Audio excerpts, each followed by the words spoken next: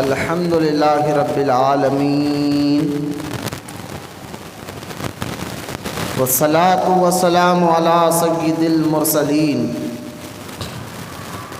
وعلی آلہ واصحابہ اجمعین،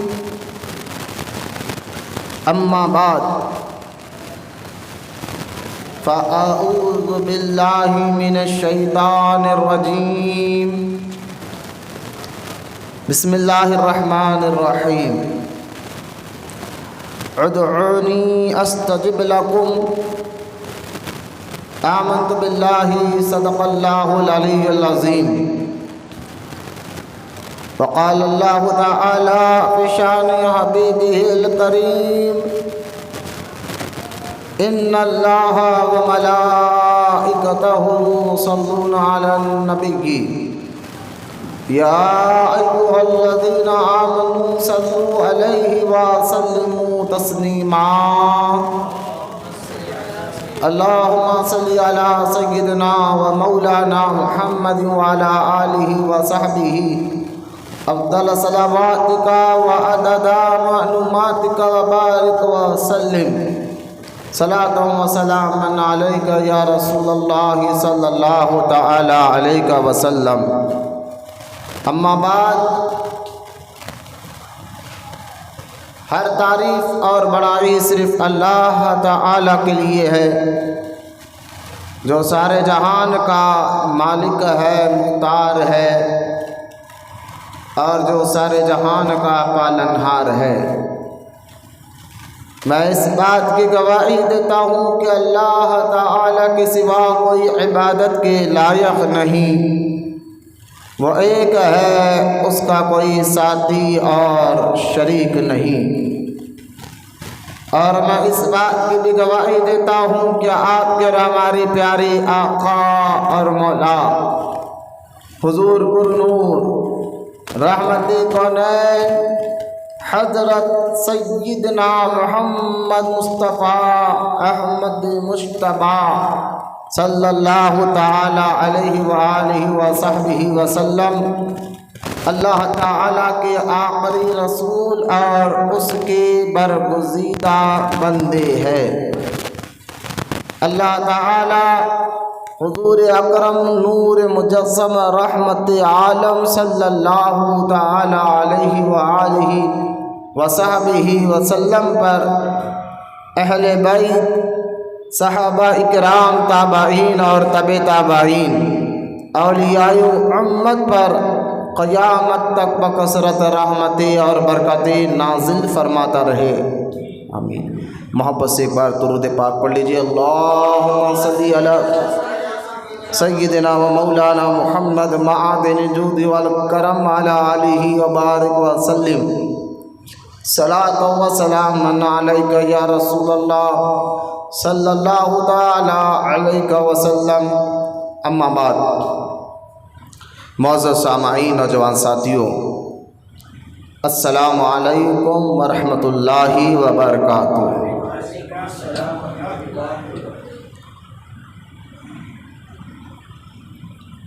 یہ جمادی الثانی کا آخری جمعہ ہے، ہو سکتا ہے اللہ نے چاہا تو اگر آج چاند نظر آ جائے تو کل رجب کی مبارک تاریخ ہوگی پہلی، اگر آج چاند نظر آ جائے وہ تو مغرب کی نماز کے بعد پتہ چلے گا۔ تو جیسا ہی رجب کا مبارک چاند نظر آ جاتا ہے، تمام مسلمان اہل ایمان کے دل و دماغ میں جو ہے خاص طور پر حضور سیدنا خواجہ خواجگان خواجہ معین الدین حسن خواجہ غریب نواز رضی اللہ تعالی عنہ کا عرس مبارک جو چھٹی شریف جو ہے ہمارے ذہنوں میں آ جاتی ہے، لوگ سرکار غریب نواز رضی اللہ تعالی عنہ کی کوئی بارگاہ میں جا کر سلامی عرض کرتے ہیں تو کوئی گھر میں بیٹھے فاتحہ دلا کر اپنی عقیدت کا اظہار کرتے ہیں، کیونکہ سرکار مدینہ علیہ الصلوۃ والسلام ہمارے آقا علیہ الصلوۃ والسلام نے خود ارشاد فرمایا، جو تم پر احسان کرے تو تم اس کا بھی شکریہ کرو اور اللہ کا بھی شکر ادا کرو۔ خواجہ غریب نواز رحمۃ اللہ تعالیٰ علیہ کا احسان جو ہم پر ہے تمام ہندوستان کے مسلمانوں پر، وہ یہ کہ آپ ہی کی وجہ سے کلمہ طیبہ کی گونج پورے انڈیا میں گونج رہی ہے، اذانوں کی آوازیں آ رہی ہے، اور آج جو ہے پوری دنیا بھر میں آج جو مسلمان، خاص طور پر ہندوستان پاکستان کے جو مسلمان آپ کو نظر آتے ہیں، اس پر خواجہ غریب نواز کی بڑی محنت رہی ہے، بڑا آپ کی کرم نوازی ہوئی ہے کہ جس کی وجہ سے اسلام جو ہے انڈیا کے اس علاقے میں زیادہ تر پھیلا ہے۔ تو آج میں نے یہ تمام چیزوں کو ذہن میں رکھتے ہوئے میں نے یہ ٹاپک ڈھونڈی ہے کہ بزرگان دین کی آستانے، یعنی جس کو ہم اردو میں درگاہ کہتے ہیں، تو یہ درگاہ وہ جگہ ہے جہاں آنے سے اللہ دعاؤں کو قبول فرماتا ہے۔ یہ آج کا یہ عنوان ہے، آج کا یہی بیان میرا آپ کے سامنے رکھا جاؤں گا۔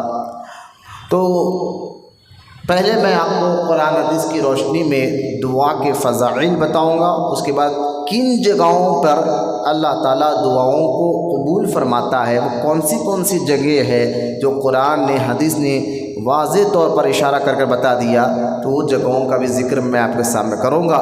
لیکن طریق اہل سنت و جماعت کے مطابق سب سے پہلے ہم اور آپ آئیے درود پاک کی اہمیت اور فضیلت کو سماعت کرتے چلے، سنتے چلے۔ درود پاک کی فضیلت اس لیے میں اکثر بیان شروع کرنے سے پہلے درود پاک کی فضیلت سناتا ہوں تاکہ اللہ تعالی ہمیں درود پڑھنے کا جذبہ اور شوق عطا فرمائے۔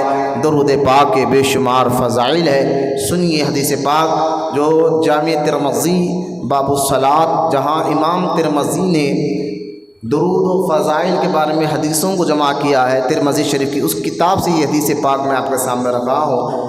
امیر المؤمنین حضرت سیدنا عمر ابن خطاب رضی اللہ تعالی عنہ فرماتے ہیں کہ جو شخص اللہ تعالیٰ کی بارگاہ میں دعا کرتا ہے اور دعا کرنے سے پہلے یا بعد میں اگر وہ درود نہیں پڑھے گا تو اس کی دعا زمین اور آسمان کے بیچ میں لٹکتے رہتی ہے۔ جو بھی بندہ دعا جب کرتا ہے اللہ کی بارگاہ میں تو پھر وہ اس کی دعا زمین اور آسمان کے بیچ میں لٹکتے رہتی ہے، لیکن جیسا ہی بندہ دعا کرنے کے بعد درود پڑھتا ہے تو پھر درود وہ دعا کو اللہ تک پہنچا دیتی ہے۔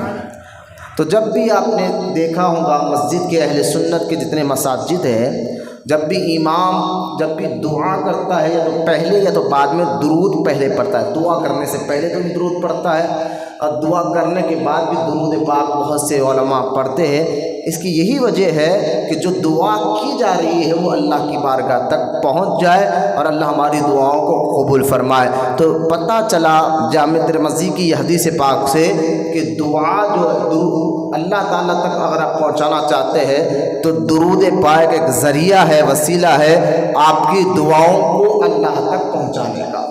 تو جب بھی تنہائی میں ہو، اکیلے میں ہو، محافل میں ہو، جب بھی آپ دعا کر رہے ہیں، دعا کے کیا کیا طریقے ہیں، دعا کیسی کرنی چاہیے اور کن جگہوں پر اللہ دعاؤں کو قبول فرماتا ہے، یہ سارے ڈیٹیل ابھی آپ سنیں گے۔ لیکن جو ہے میرا یہ آپ سے معدبانہ بالکل ادباً میں آپ سے گزارش کرتا ہوں کہ جب بھی دعا جب کرے، چاہے گھر میں، مکان میں، مسجد میں، جہاں بھی آپ دعا کر رہے ہیں تو دعا کرنے سے پہلے یا بعد میں آپ درود ضرور پڑھ لیا کرے، کیونکہ وہی درود اس دعا کو اللہ تعالیٰ تک پہنچاتی ہے۔ اللہ ہم تمام کو کہنے سننے سے زیادہ عمل کی توفیق عطا فرمائے۔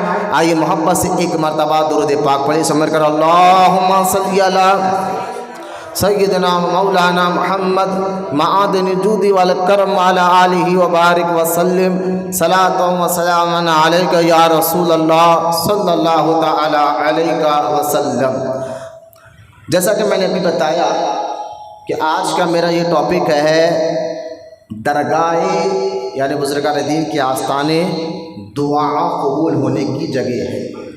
تو اس کا ثبوت میں آپ کے سامنے انشاءاللہ قرآن اور حدیث کی روشنی میں رکھنا چاہتا ہوں کہ لیکن پہلے آپ دعا کا مطلب سنیں، دعا کا مفہوم سمجھیں۔ یہ پہلے بنیاد کو اگر آپ سمجھیں گے تو پھر آپ کو آگے کی تقریر سمجھنے کے لیے بھی بہت آسانی ہوگی۔ قرآن کی جو آیت مبارکہ میں نے پڑھنے کا شرف حاصل کیا ہے، یہ آیت ہے سورہ مومن کی۔ اللہ قرآن میں سورہ مومن میں ارشاد فرماتا ہے ادعونی استجب لکم، اللہ کا کلام ہے، غور سے سنیں، توجہ سے میری بات پر۔ ادعونی استجب لکم، اللہ فرماتا ہے قرآن میں سورہ مومن میں کہ مجھ سے دعا مانگو میں قبول فرماؤں گا۔ یہ پہلی آیت۔ اور ایک اور آیت مبارکہ سورہ بقرہ میں ہے، دوسرے پارے میں، آیت نمبر 187 ہے، جس میں اللہ تعالی ارشاد فرماتا ہے اجیب دعوات الداع اذا دعان، اللہ ارشاد فرماتا ہے میں دعا مانگنے والے کی دعا کو قبول کرتا ہوں جب وہ مجھے پکارتے ہیں۔ یہ دو آیت۔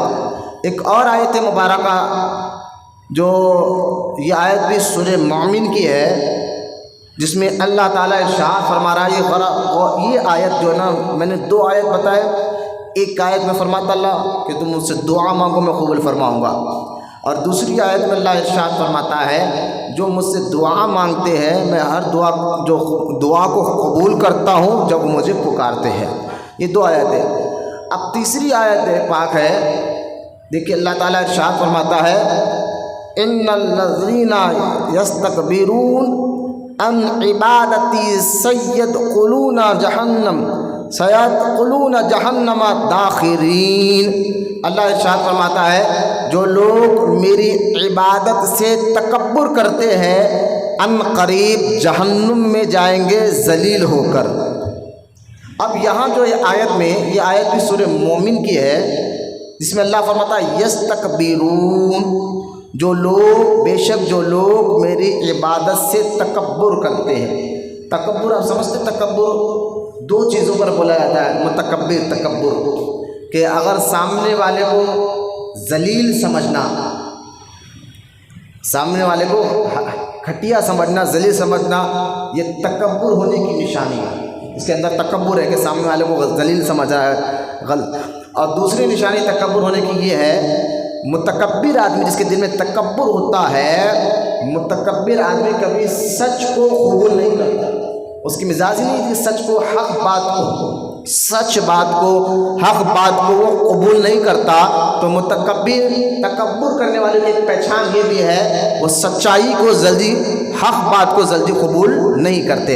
لیکن یہ آیت میں اللہ فرماتا ہے جو لوگ میری عبادت سے تکبر کرتے ہیں ان قریب وہ جہنم میں جائیں گے، دوزخ میں جائیں گے ذلیل ہو کر۔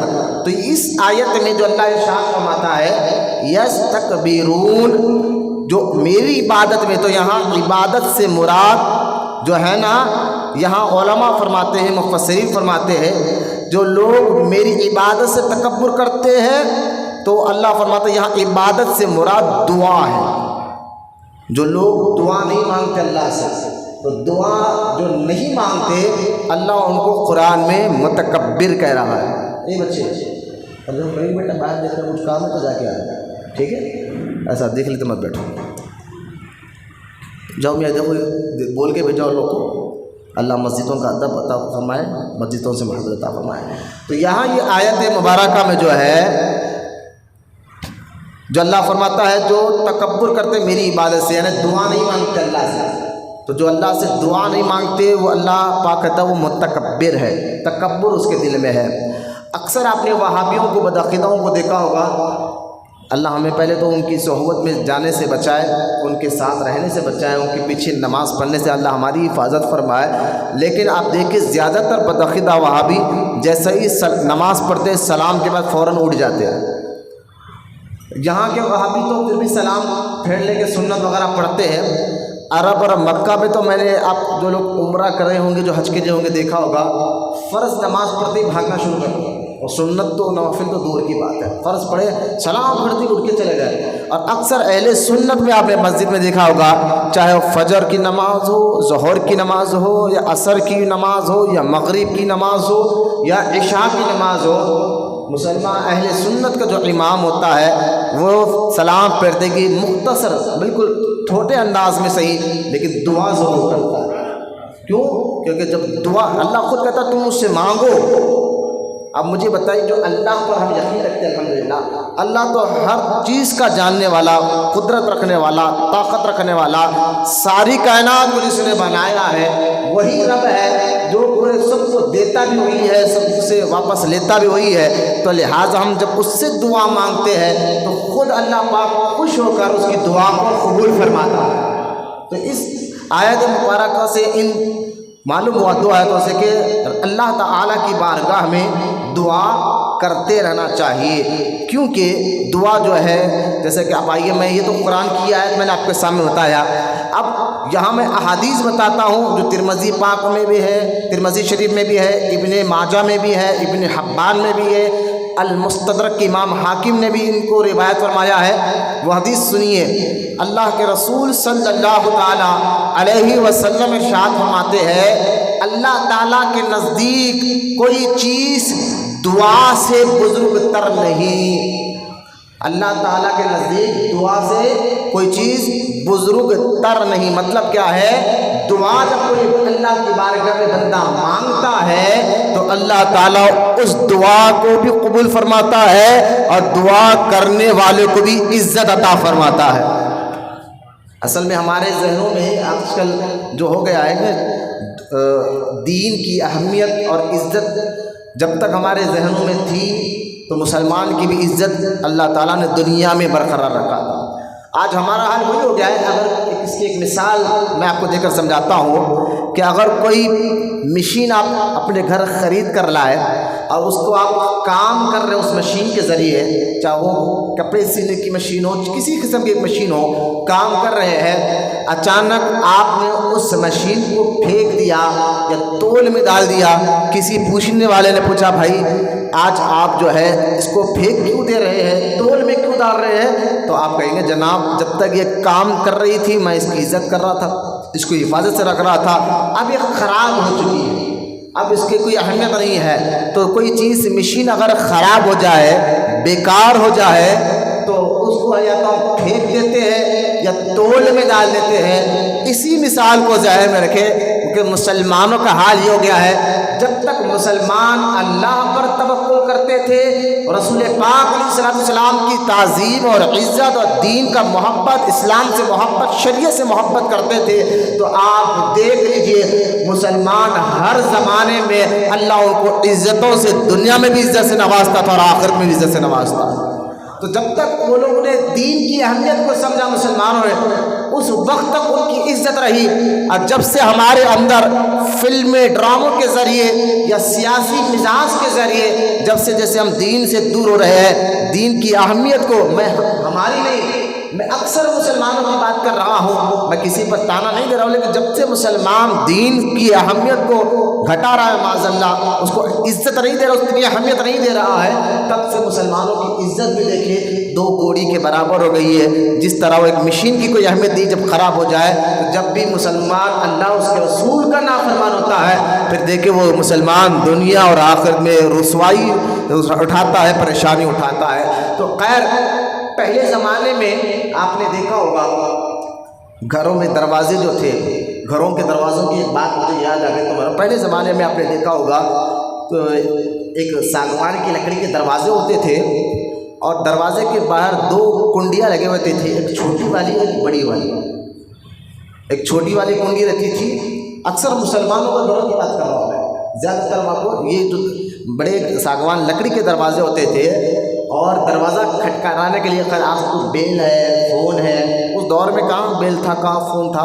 تو لوگ دو دروازے، جب دروازے تو دو کوڑیاں راؤنڈ جو ہے نا چڑی کے ٹائپ میں ایک راؤنڈ لوہے کی دو کڑیاں لگا کے رکھتے تھے. ایک دروازے میں کڑی وہ چھوٹی والی ہوتی تھی، اسی دوسری دروازے کی طرف وہ کڑی بڑی والی ہوتی تھی. آپ کو معلوم ہے کیوں اس کو لگایا جاتا تھا؟ اس دور میں مسلمانوں کے ذہن میں عزت کیسی تھی اسلام کی، دین کی. سوچئے آپ، اگر کوئی مرد آدمی آتا تو وہ کیا کرتا، وہ بڑی کوڑی والی اس کے طرف کھٹکا مارتا، جو بڑی کنڈی لگی ہوتی اس کی طرف کھٹکا مارتا تو گھر والا آدمی سمجھ جاتا کہ کوئی باہر مرد آیا ہے، کوئی باہر مرد آیا ہے. کیونکہ جب بڑی کنڈی کی آواز، تھوڑی آواز زیادہ آتی ہے، اس کی آواز تو مرد آیا ہے تو مرد آدمی جا کر دروازہ کھولتا، اگر کوئی چھوٹی کنڈی کی طرف کھٹکا مارتا تو عورت سمجھ جاتی کہ عورت آئی ہے کوئی باہر، کوئی غیر، تو لہٰذا وہ کوئی عورت گھر کی جو عورت ہوتی وہ آ کے دروازہ کھولتی۔ اس کی وجہ یہ تھی کہ بے پردگی نہ ہو، غیر مرد کے سامنے گھر کی خواتین ہمارا چہرہ نہ دیکھے، اسی لیے ان کی مزاج پاک و صاف تھی، اللہ کو راضی کرنا ان کا کام تھا، لہٰذا دین کی اہمیت ان کے اندر تھی، پردے کی اہمیت ان کے اندر تھی، تو ان کا کام اس طریقے سے وہ کام کرتے تھے۔ لیکن جب سے دین کی اہمیت ہمارے اندر ختم ہو گئی ہے تو دھیرے دھیرے ہم رسوا ہوتے جا رہے ہیں۔ پوری دنیا میں آپ دیکھ لیں، سروے کرنے کے لیے آپ کو ہر دنیا میں جانے کی آپ کو ضرورت نہیں ہے، آپ انٹرنیٹ پر دیکھ لیں، گوگل پر سرچ کر لیں، دنیا بھر میں سب سے زیادہ آبادی اگر مسلمانوں کی ہے تو آج کے اس دور میں پریشان بھی مسلمان سب سے زیادہ نظر آ رہے ہیں۔ اس کی وجہ یہی ہے کہ وہ جب سے دین کی اہمیت کو ختم کر رہے ہیں دھیرے دھیرے پریشان ہوتے ہوئے نظر آ رہے ہیں۔ تو انہی میں سے ایک چیز ہے دعا۔ دعا کی اہمیت کو ذرا آپ سمجھیے۔ آپ دعا جو ہے، نبی پاک علیہ الصلوۃ والسلام فرماتے ہیں کہ جب بندہ اللہ تعالیٰ سے دعا کرتا ہے تو اس کی وہ دعا اللہ پاک کی نظر میں وہ دعا بڑی بزرگ والی دعا ہے، یعنی دعا کرنے والے کو اللہ دعا کو قبول فرماتا ہی ہے، ساتھ میں اس کو عزت بھی عطا فرماتا ہے۔ یہاں تک کہ سنیے، اور حدیث پاک میں آیا ہے، اور رحمت کونین صلی اللہ تعالی علیہ وسلم نے ارشاد فرمایا کہ جب بندہ اللہ سے دعا کرتا ہے تو دعا میں اور آسمان سے اترنے والی بلا میں کشتی ہوتی ہے۔ غور کریں، بلائیں اترتے ہیں آسمان سے۔ اب بعض لوگ کہتے ہیں اس سفر کے مہینے میں زیادہ ہوتا ہے، ایسا کوئی مہینہ، کوئی دن، کوئی تاریخ ایسا نہیں کہ اسلام نے کہا فلاں مہینے میں زیادہ بلا اترتی ہے، فلاں تاریخ کو بلائیں زیادہ اترتی ہے، ایسا نہیں ہے۔ کبھی بھی بلاؤں کا جو کوئی تاریخ دن نہیں ہے، لیکن آسمان سے بلائیں نازل ہوتی ہے۔ لیکن جب بندہ دعا کرتے رہتا ہے، یا اللہ مجھے دنیا میں بھی سلامت رکھ، قبر میں بھی سلامت رکھ، آخرت میں بھی سلامت رکھ، ہماری دنیا بھی اچھی کر دے، قبر بھی اچھی کر دے، آخرت بھی اچھی کر دے۔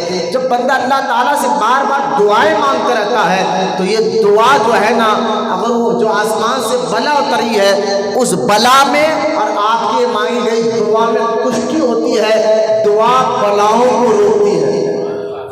اہمیت کو سمجھیے آپ، کیونکہ ہماری ایک مزاج کیا ہے، انسان کی فطرت ہے بھائی کہ جو کام میں فائدہ ہے وہ کام ضرور کرتا ہے، فطرت ہے ہمارے۔ اگر آپ کو پتہ چلے یہ کام کرو تو اتنا فائدہ ہے تو اس میں ہم گھنٹوں لائن میں کھڑے رہ کر وہ کام کرا کر آئیں گے، کیونکہ ہمیں کو پتہ ہے کہ یہ کام کریں گے تو فائدہ ہے۔ تو اسلام بھی اللہ تعالیٰ، کیونکہ اسلام فطرت کے تحت ہے، ہماری مزاج کے تحت ہے، اسلام کا جو جو قانون ہے ہماری مزاج ہماری فطرت میں بھی اس کو قبول کرتی ہے۔ تو ہماری فطرت ہے کہ فائدے والی چیز کو ہم عمل کرتے ہیں، تو اسلام بھی جو ہے جن چیزوں میں فائدہ ہے حضور نے اس کو قبول کر بیان فرمایا ہے، تاکہ آپ اس کو اس سے فائدہ اٹھائیں کہ دعا کرنے سے کیا، ایک تو اللہ خود کہہ رہا ہے کہ تم مجھ سے دعا مانگو میں تمہاری دعا کو قبول فرماتا ہوں، اور دوسری تو یہ ہے اللہ فرمایا دعا کرنے والوں کو میں عزت سے نوازتا ہوں۔ تیسری چیز یہ ہے دعا اگر آپ کریں گے تو اللہ تعالیٰ آپ کے دعاؤں کے صدقے میں آپ پر آنے والی بلاؤں کو روک دیتا ہے۔ کتنی بڑی فضیلت ہے، اور مانگنا ہے، کیا بات ہے، مانگنا ہے اللہ سے، ہے نا۔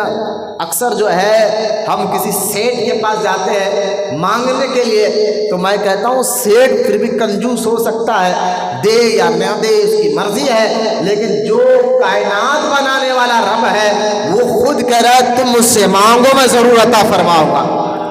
تو دعا کی اہمیت کو سمجھیے آپ۔ ایک اور جو لوگ دعا کی اہمیت کی بات سلام کرتے ہیں بھاگو جب بھاگو کر دیتے ہیں، میں ان کے لیے بھی یہ حدیث ذرا سنیے آپ۔ نبی کریم صلی اللہ تعالیٰ علیہ وسلم فرماتے ہیں، اے فرزند آدم، اے آدم کی اولاد علیہ السلام، تو جب تک، اللہ خود فرمائے، یہ حدیث قدسی ہے، حدیث قدسی، قدسی، اور حدیث قدسی اس کو کہتے ہیں، فرمان تو حضور کا ہوتا ہے لیکن ڈائریکٹ اللہ حضور کو کہتا ہے۔ بیچ میں جبرائیل نہیں ہوتے ہیں، ڈائریکٹ اللہ تعالیٰ حضور سے بات کرتا ہے۔ تو حضور فرماتے ہیں میرا رب مجھ سے فرماتا ہے۔ تو حضور فرما رہے ہیں کہ میرا رب یعنی اللہ تعالیٰ مجھ سے یہ فرماتا ہے کہ اے اپنے غلاموں کو یہ بات کہہ دو، اے فرزند آدم یعنی آدم علیہ السلام کی اولاد، تم جب تک مجھ سے دعا کرتا، تو جب تک مجھ سے دعا کرتا اور میرے امیدوار رہے گا، جب تک تم مجھ سے دعا کرتے رہے گا، میرا امیدوار رہے گا، اور میں تیرے گناہ کیسے ہی ہو میں معاف فرماتا رہوں گا، مجھے کچھ پرواہ نہیں۔ اللہ فرماتا جب تک تم مجھ سے دعا کرتے رہو میں تمہاری دعا کو قبول بھی کرتا رہوں گا، تمہارے گناہ بھی معاف کرتا رہوں گا۔ کیوں؟ کیونکہ میں رب ہوں، مجھے کسی کی پرواہ نہیں۔ بولو سبحان اللہ۔ آپ دیکھیں دعا کی اہمیت کو آپ ذہنوں میں بٹھاتے رہے تاکہ آنے والی بات جو میں آپ کو سمجھانا چاہتا ہوں وہ آپ کو آسانی سے سمجھ میں آ جائے۔ اللہ پاک، اب یہ 2 حدیثیں میں نے سنائی، تیسری حدیث آپ سنیں، اور اس حدیث کو ابن حبان نے بھی روایت کیا، المستدرک میں امام حاکم نے بھی اس حدیث کو روایت کیا۔ نبی کریم صلی اللہ تعالی علیہ وسلم فرماتے ہیں دعا سے عاجز نہ ہو۔ آپ بعض لوگ کو سنا ہوگا بہت دعا کر رہے تھک جا رہے ہیں ہم، لہذا دعا کرنا چھوڑ دیا، اللہ ہماری دعا قبول ہی نہیں کرتا۔ پہلے تو ایسا بولنا نہیں چاہیے، پہلی بات تو ایسا بولنا نہیں چاہیے۔ بعض لوگوں کو یہ بولتا سنا گیا ہوگا، آپ نے سنا ہوگا یار شرابی کی دعا اللہ قبول کرتا ہے، بے نمازی کی دعا قبول کرتا ہے، ہم نماز پڑھتے اچھے کام کرتے پھر بھی اللہ ہماری دعا قبول نہیں کرتا۔ تو ایسے الفاظ تو پہلے ادا کرنا نہیں چاہیے، جو ایسا کرے گا اس کا ایمان خطرے میں آ سکتا ہے۔ لہٰذا حضور صلی اللہ تعالی علیہ وسلم فرماتے ہیں دعا سے عاجز نہ ہو، کوئی شخص دعا کے ساتھ ہلاک نہ ہوگا، یعنی جو تم دعا کرتے ہو اس سے عاجز نہ ہو، چھوڑو یار کیا دعا کریں گے، نہ عاجز نہ ہو۔ کیوں کہ جب تک تم دعا اللہ سے کرتے رہو گے تم ہلاک نہیں ہوگے، یعنی تمہارا ایمان بھی سلامت رہے گا۔ اس کا فائدہ، اگر دعا کا فائدہ تمہیں دنیا میں نہ ملے آخرت میں تو ضرور ملے گا۔ اس لیے دعا کے بارے میں ایک اور حدیث پاک ہے، نبی کریم علیہ السلام فرماتے ہیں دعا جب ہم کرتے ہیں تو 3 چیزیں ہیں، کبھی اس دعا کا اثر جلدی ظاہر ہو جاتا ہے، اور ایسا اثر تو زیادہ تر اللہ والوں کی دعا کا ہوتا ہے، فوراً دعا کے اندر اثر ظاہر ہو جاتا ہے۔ لیکن ہم کبھی ہمارے ساتھ بھی آپ نے ہوگا کچھ دعا اللہ تعالیٰ کی بارگاہ میں ہم کرتے ہیں تو فوراً اس کا اثر ظاہر ہو جاتا ہے۔ کبھی کیا ہوتا ہے کچھ وقت کے بعد وہ دعا قبول ہو جاتی ہے، اور کبھی ایسا ہوتا ہے کہ ہم کو محسوس ہی ہوتا ہے کہ وہ دعا ہماری قبول ہی نہیں ہوئی۔ 3 چیزیں ہیں، یا تو فوراً قبول ہو جاتی ہے، یا کچھ وقت کے بعد قبول ہو جاتی ہے، لیکن کبھی ایسا ہوتا ہے کہ ہم دعا تو کرتے ہیں لیکن اس دعا کو ہمیں مرتے تک اس کا کوئی اثر دکھائی نہیں دیتا۔ اب سنیں اس کی وجہ کیا ہے، آپ وجہ سنیں گے تو انشاءاللہ آپ تو بار بار نماز پڑھو تو دعا مانگو، صرف نماز کے ساتھ نہیں، درود پڑھو تو دعا مانگو، گھر میں تنہا بیٹھے رہے تو دعا مانگو، ظاہر میں مانگو، اکیلے میں مانگو، کمرے میں مانگو، دعا جہاں مانگو اللہ ضرور قبول فرماتا ہے۔ اب سنیں آپ وجہ کیا ہے، تو حدیث پاک میں آتا ہے جب کوئی بھی بندہ اللہ تعالیٰ سے مانگتا ہے تو اللہ تعالیٰ فرماتا ہے کہ جبرائیل یہ مجھ سے مانگتا ہے کیونکہ یہ جانتا ہے میں اس کا رب ہوں، اس کا خالق ہوں، اس کو پیدا کرنے والا ہوں، میں ہی دینے والا ہوں۔ اے جبرائیل اس کو دعا کو میں نے قبول فرمایا، اس کو فوراً دے دے، اور اس لیے کبھی فوراً مل جاتا ہے۔ اور ایک بندہ جب دعا کرتا ہے تو اللہ تعالیٰ فرماتا ہے جبرائیل ٹھہر جا، ابھی اس کا وقت نہیں ہے، ٹھہر جا، کچھ وقت گزرنے دے، جب جیسے یہ اس کا وقت آئے گا اس کو ہم ضرور عطا فرما دیں گے۔ اور کبھی ایسا ہوتا ہے حدیث پاک میں آتا ہے قیامت کے دن جب بندہ اللہ تعالیٰ کی بارگاہ میں جائے گا تو اس کے پہاڑوں کے نیچے سے ایک ایک نیکی اس کو ملتے رہے گی، تو عرض کرے گا وہ بندہ یا اللہ میں نے نماز پڑھا اس کے نیکیاں تو نے دے دیے، روزہ رکھا اس کے نیکیاں دے دی، حلال روٹی کمائی اس کے نیکیاں تو نے مجھے بتا دیا، ماں باپ کی خدمت کیا اس کے نیکیاں مجھے بتا دیا، تمام نیکیاں تو نے تو بتا دیے، ہر چیز کی نیکی بندے بتا دی، لیکن یہ جو نیکیاں مجھے مل رہے ہیں، کبھی یہاں سے آ رہی ہے، کبھی نیکی وہاں سے آ رہی ہے، اس کی وجہ کیا ہے؟ یہ کون سی نیکی ہے؟ میں نے کون سا کام کیا تھا تو جو مجھے یہ نیکیاں دے رہا ہے؟ تو اللہ کی جانب سے ایک فرشتہ آواز دے کر یہ کہے گا، اے بندے، جب تو دنیا میں دعا کرتا تھا، دنیا میں تو اللہ تعالیٰ نے اس دعا کو قبول نہیں کیا، نہیں اس لیے نہیں کیا کہ اس وقت اس کے قابل نہیں تھا، اگر وہ چیز تجھے مل جاتی تو سنبھال نہیں سکتا تھا، لہٰذا اس وقت تیری دعا کو اللہ پاک نے قبول نہیں فرمایا، اس کے بدلے قیامت کے دن اللہ تعالیٰ اس دعا کے بدلے نیکی عطا فرماتا ہے، جس کی وجہ سے بندہ، اور قیامت کے دن نہ پیسہ نہ کچھ نہیں، وہاں پر نیکی کی اہمیت زیادہ ہوتی ہے۔ کبھی حدیث پڑھ کر دیکھیں آپ، کبھی بندہ جنت میں جانے کے لیے ایک نیکی کا محتاج ہو جاتا ہے، ایک نیکی مل جائے تو وہ جنت میں چلے جائے، وہ ایک نیکی کے لیے باپ سے بھی مانگے گا، ماں سے بھی مانگے گا، رشتہ داروں سے بھی مانگے گا، دوستوں سے بھی مانگے گا، یار مجھے ایک نیکی چاہیے، تم دے دو میں جنت میں چلے جاؤں گا، لیکن وہاں کوئی اپنی نیکی نہیں دے گا، یہ اور بات ہے، یا تو اللہ اپنے فضل سے معاف کر دے یا حضور کی شفاعت کے صدقے میں معاف فرما دے۔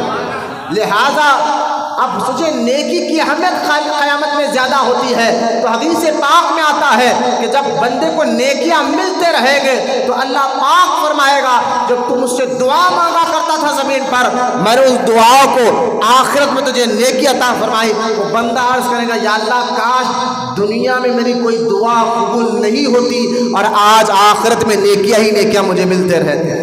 تو کہنے کا مقصد اور سمجھانے کا مقصد یہ ہے، جب بھی آپ دعا کریں نا، یقین کے ساتھ اللہ تعالیٰ کی بارگاہ میں دعا کریں، اس دعا کا فائدہ دنیا میں بھی ملے گا، اگر دنیا میں نہ بھی ملے تو آخرت میں اس کا فائدہ ضرور ملتا ہے۔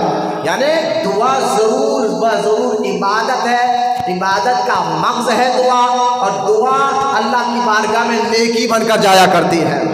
تو ان باتوں کا خیال رکھے کہ دعا ہمیں اللہ کی بارگاہ میں اگر نہ یا نہیں بھی ملے تو دعا جو ہے نیکی بن کر اللہ کی بارگاہ میں چلے جاتی ہے۔ لہذا دعا کے بارے میں جتنی حدیثیں میں آپ کو بتا رہا ہوں، جیسا کہ آپ دیکھیں ایک اور حدیث پاک میں یہاں سامنے آئی ہے، نبی کریم صلی اللہ تعالیٰ علیہ وسلم نے ارشاد فرمایا، کیا میں تمہیں وہ چیز نہ بتاؤں؟ حدیث بتا رہا ہوں، بالکل ذہنوں کو تازہ رکھ کے سنیے، اللہ کا رسول کا کلام ہے علیہ الصلوۃ والسلام، اور ذہنوں کو تازہ رکھ کے مضبوط رکھ کے سنیں، پھر میں آپ کو بتاؤں گا کہ پہلے اہمیت دعا کی بتا رہا ہوں، تو دعا کی اہمیت بتاتے ہوئے میں آپ کو اہمیت آگے لے چل کر بتاؤں گا کہ دعا کن جگہوں پر اللہ فوراً قبول کرتا ہے۔ پہلے آپ دعا کے بارے میں پتہ تو چلے کہ دعا کہاں بھی مانگو قبول تو ہوتی ہے، لیکن کچھ جگہ ایسی ہے جس جگہ پہ جا کر دعا مانگو تو اللہ فوراً دعا قبول کر لیتا ہے۔ تو ان جگہوں کو سمجھانے کے لیے حدیث پہلے میں آپ کو پیچھے سے لے کر آ رہا ہوں۔ حدیث پاک میں نبی کریم صلی اللہ تعالیٰ علیہ وسلم فرماتے ہیں، کیا میں تمہیں وہ چیز نہ بتاؤں جو تمہارے دشمن سے نجات دے اور تمہارے رزق وسیع کر دے؟ یعنی میں وہ چیز تمہیں بتاؤں جس کی وجہ سے اللہ تمہارے دشمنوں سے بھی تمہاری حفاظت فرمائے گا اور تمہارے رزق میں برکت عطا فرما دے گا۔ تو صحابہ نے پوچھا، حضور کیوں نہیں؟ تو سرکار مدینہ علیہ السلام نے فرمایا، رات اور دن اللہ سے دعا مانگتے رہو۔ دیکھو بہت پسند، رات اور دن اللہ تعالی سے دعا مانگتے رہو۔ دعا مومن یعنی مومن کی ہتھیار ہے۔ اب کتنا بڑا فائدہ ہے، آج تو ہمیں ڈاکٹروں کی بات پہ یقین آ جاتا ہے اور فیک باباؤں ملاؤں کی بات پہ ہم پورا یقین کر لیتے ہیں، لیکن سنیے، ڈاکٹر ہمیں کوئی کہے کہ یہ پرہیز کرنا ہے تو پورا یقین سے اس پر پرہیز کرتے ہیں، لیکن غور کرے میرے آقا کریم رحمت کونین صلی اللہ تعالیٰ علیہ وسلم جو ارشاد فرما دے وہ کبھی بات معاذ اللہ غلط ہو ہی نہیں سکتی جو ہمارے نبی کہہ دے۔ حضور فرما رہے ہیں، اگر تم یہ چاہتے ہو کہ دشمن سے اللہ تمہاری حفاظت کرے، دشمن تم پر اور تمہارے رزق میں بہت سے لوگ ہوتے ہیں، حضرت ہمارے کاروبار تو ہے لیکن برکت نہیں ہے، پیسہ ٹک نہیں رہا ہے۔ سرکار فرماتے ہیں اگر رزق میں برکت چاہتے ہو، دشمن سے حفاظت چاہتے ہو تو دن ہو یا رات اللہ سے دعا مانگتے رہو۔ بولو سبحان اللہ، اللہ سے دعا مانگتے رہو۔ آپ دیکھیں ملا جیون رحمۃ اللہ تعالیٰ علیہ، اللہ کے بہت بڑے ولی، ملا جیون ان کا نام تھا، ملا جیون رحمۃ اللہ علیہ، اب یوں سمجھے کہ اورنگزیب جو بادشاہ گزرے اورنگزیب یہ ان کے بھی استاد تھے، پیر و مرشد تھے، ملا جیون، اور بڑی متقی پرہیزگار شخصیت۔ وہ تھے امیٹھی میں، دلی میں جو علاقہ ہے نا امیٹھی، وہاں کے رہنے والے تھے، آج ان کا مزار وہاں پر ہے، ملا جیون رحمۃ اللہ تعالیٰ علیہ۔ وہ جب بھی دلی آتے تھے تو خود بادشاہ، پورے ہندوستان کا بادشاہ اورنگزیب ان کا مرید تھا، لیکن جب امیٹھی سے دلی کچھ کام سے آتے تو آپ اپنے مرید کے گھر نہیں ٹھہرتے بلکہ ایک جھوپڑی میں رہا کرتے، یعنی چاہتے تو آپ مرید کو کہتے تو محل میں رکھتا، لیکن آپ کا تقویٰ ایسا تھا، خوف خدا ایسے تھی، اور جب کبھی بھی جو ہے نا اورنگزیب رحمۃ اللہ تعالیٰ علیہ ملا جیون کو ہدیہ روپیہ نہیں دیتے تھے۔ ایک دن ایسا ہوا، ایک دن اورنگزیب کو جب معلوم ہوا کہ میرے پیر دلی آئے ہوئے ہیں، وہ گئے اور جا کر ان سے ملاقات کی، اور ملاقات کر ایک آنا اس وقت کا نذرانے میں دیا، ایک آنا نذرانے میں دیا۔ تو ملا جیون رحمۃ اللہ تعالیٰ نے فرمایا، بادشاہ اورنگزیب سے فرما رہے ہیں ملا جیون کہ بادشاہ یہ بتاؤ، یہ جو ایک آنا مجھے آپ دے رہے ہو یہ حلال کا ہے یا حرام کا؟ یہ تھے اللہ والے پہلے، یہ تھے مرشد لوگ۔ آج کے جیسے مرشد نہیں بھئی کہ مرید کہاں سے پیسے لا رہا، کس کی زمین ہڑپ کر لا رہا، سود کا کام کر لا رہا، جوا کھیل کر لا رہا، شراب بیچ کر لا رہا، کوئی مطلب نہیں۔ مرید لا کے نذرانہ دے تو فوراً پیر صاحب لیتے، جیب میں رکھ لیتے۔ میں اچھے پیروں کی بات نہیں کر رہا ہوں، میں فیک لوگوں کی بات کر رہا ہوں، جو واقعی پیر ہے آج بھی ایسا تقویٰ ملے گا۔ یہی تو پرہیزگاری ہے کہ ایک ایک روپیہ، کیونکہ وہ ڈرتے تھے اللہ سے کہ ہمارے پیٹ میں حرام کا خزانہ چلے جائے، یہ ڈرتے تھے، ان کا خوف تھا اللہ سے، ڈر تھا ان کا۔ تو بادشاہ نے سے جب پوچھا یہ جو تمہیں ایک آنا تم مجھے دیے ہو حلال کا ہے یا حرام کا؟ تو ملا جی اورنگزیب نے فرمایا حضور تھوڑا سا ٹھہر جی، میں اس کا جواب دیتا ہوں۔ آپ نے اپنے وزیر کو بلایا، جو آپ کا وزیر تھا اورنگزیب کا، بادشاہ کا وزیر آیا، تو بادشاہ نے پوچھا کہ کل تک کا جو حساب کتاب ہے وہ سارا مجھے بتاؤ۔ اس نے سارا حساب کتاب بتایا اور فرمایا حضور ایک آنا، وزیر کہہ رہا ہے بادشاہ کو، حضور وہ ایک آنا جو ہے نا، میں نے آپ کے، کیونکہ رات کا وقت تھا، میں اپنے گھر گیا، بارش کی وجہ سے میرے گھر کی دیوار ٹوٹ گئی تھی، تو میں نے کیا کیا، رات کے وقت میں آپ کو کہاں جگاؤں، ایک مزدور کو پکڑا اور آدھی رات کو جو ہے میں اپنے گھر لے کر آیا، اور وہ دیوار کا کام کرا کر صبح آپ کو کہہ دوں گا، کہہ کر ایک آنا میں نے نکال کر اس مزدور کو مزدوری دی، جو میری تنخواہ سے آپ کاٹ لیجئے، تاکہ میرے گھر والے پریشان تھے، میں رات کو آپ کو اٹھا نہیں سکتا تھا، تو میں نے آدھی رات کو مزدور کو پکڑ کر وہ دیوار کا کام کرایا اور اس کی مزدوری دی۔ تو اورنگزیب نے فرمایا حضور وہ جو مزدور تھا نا، جو رات میں کام کیا اس کے گھر، وہ میں تھا، بولنا سبحان اللہ، اور وہ ایک آنا میری مزدوری جو میں آپ کو نذرانہ دے رہا ہوں۔ یہ تھے اللہ والے جو اللہ کا خوف رکھنے والے، یعنی اللہ کے لیے کسی سے ڈرتے نہیں تھے حق بولنے کے لیے۔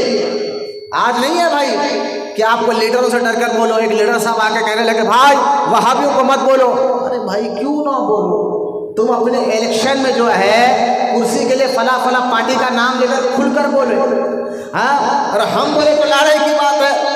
تو تعجب کی بات ہے کہ پہلے کے جو لوگ تھے نا، بادشاہ بھی اگر غلط کام کرتا تو اس کی آنکھ میں آنکھ ملا کر بولا کرتے تھے۔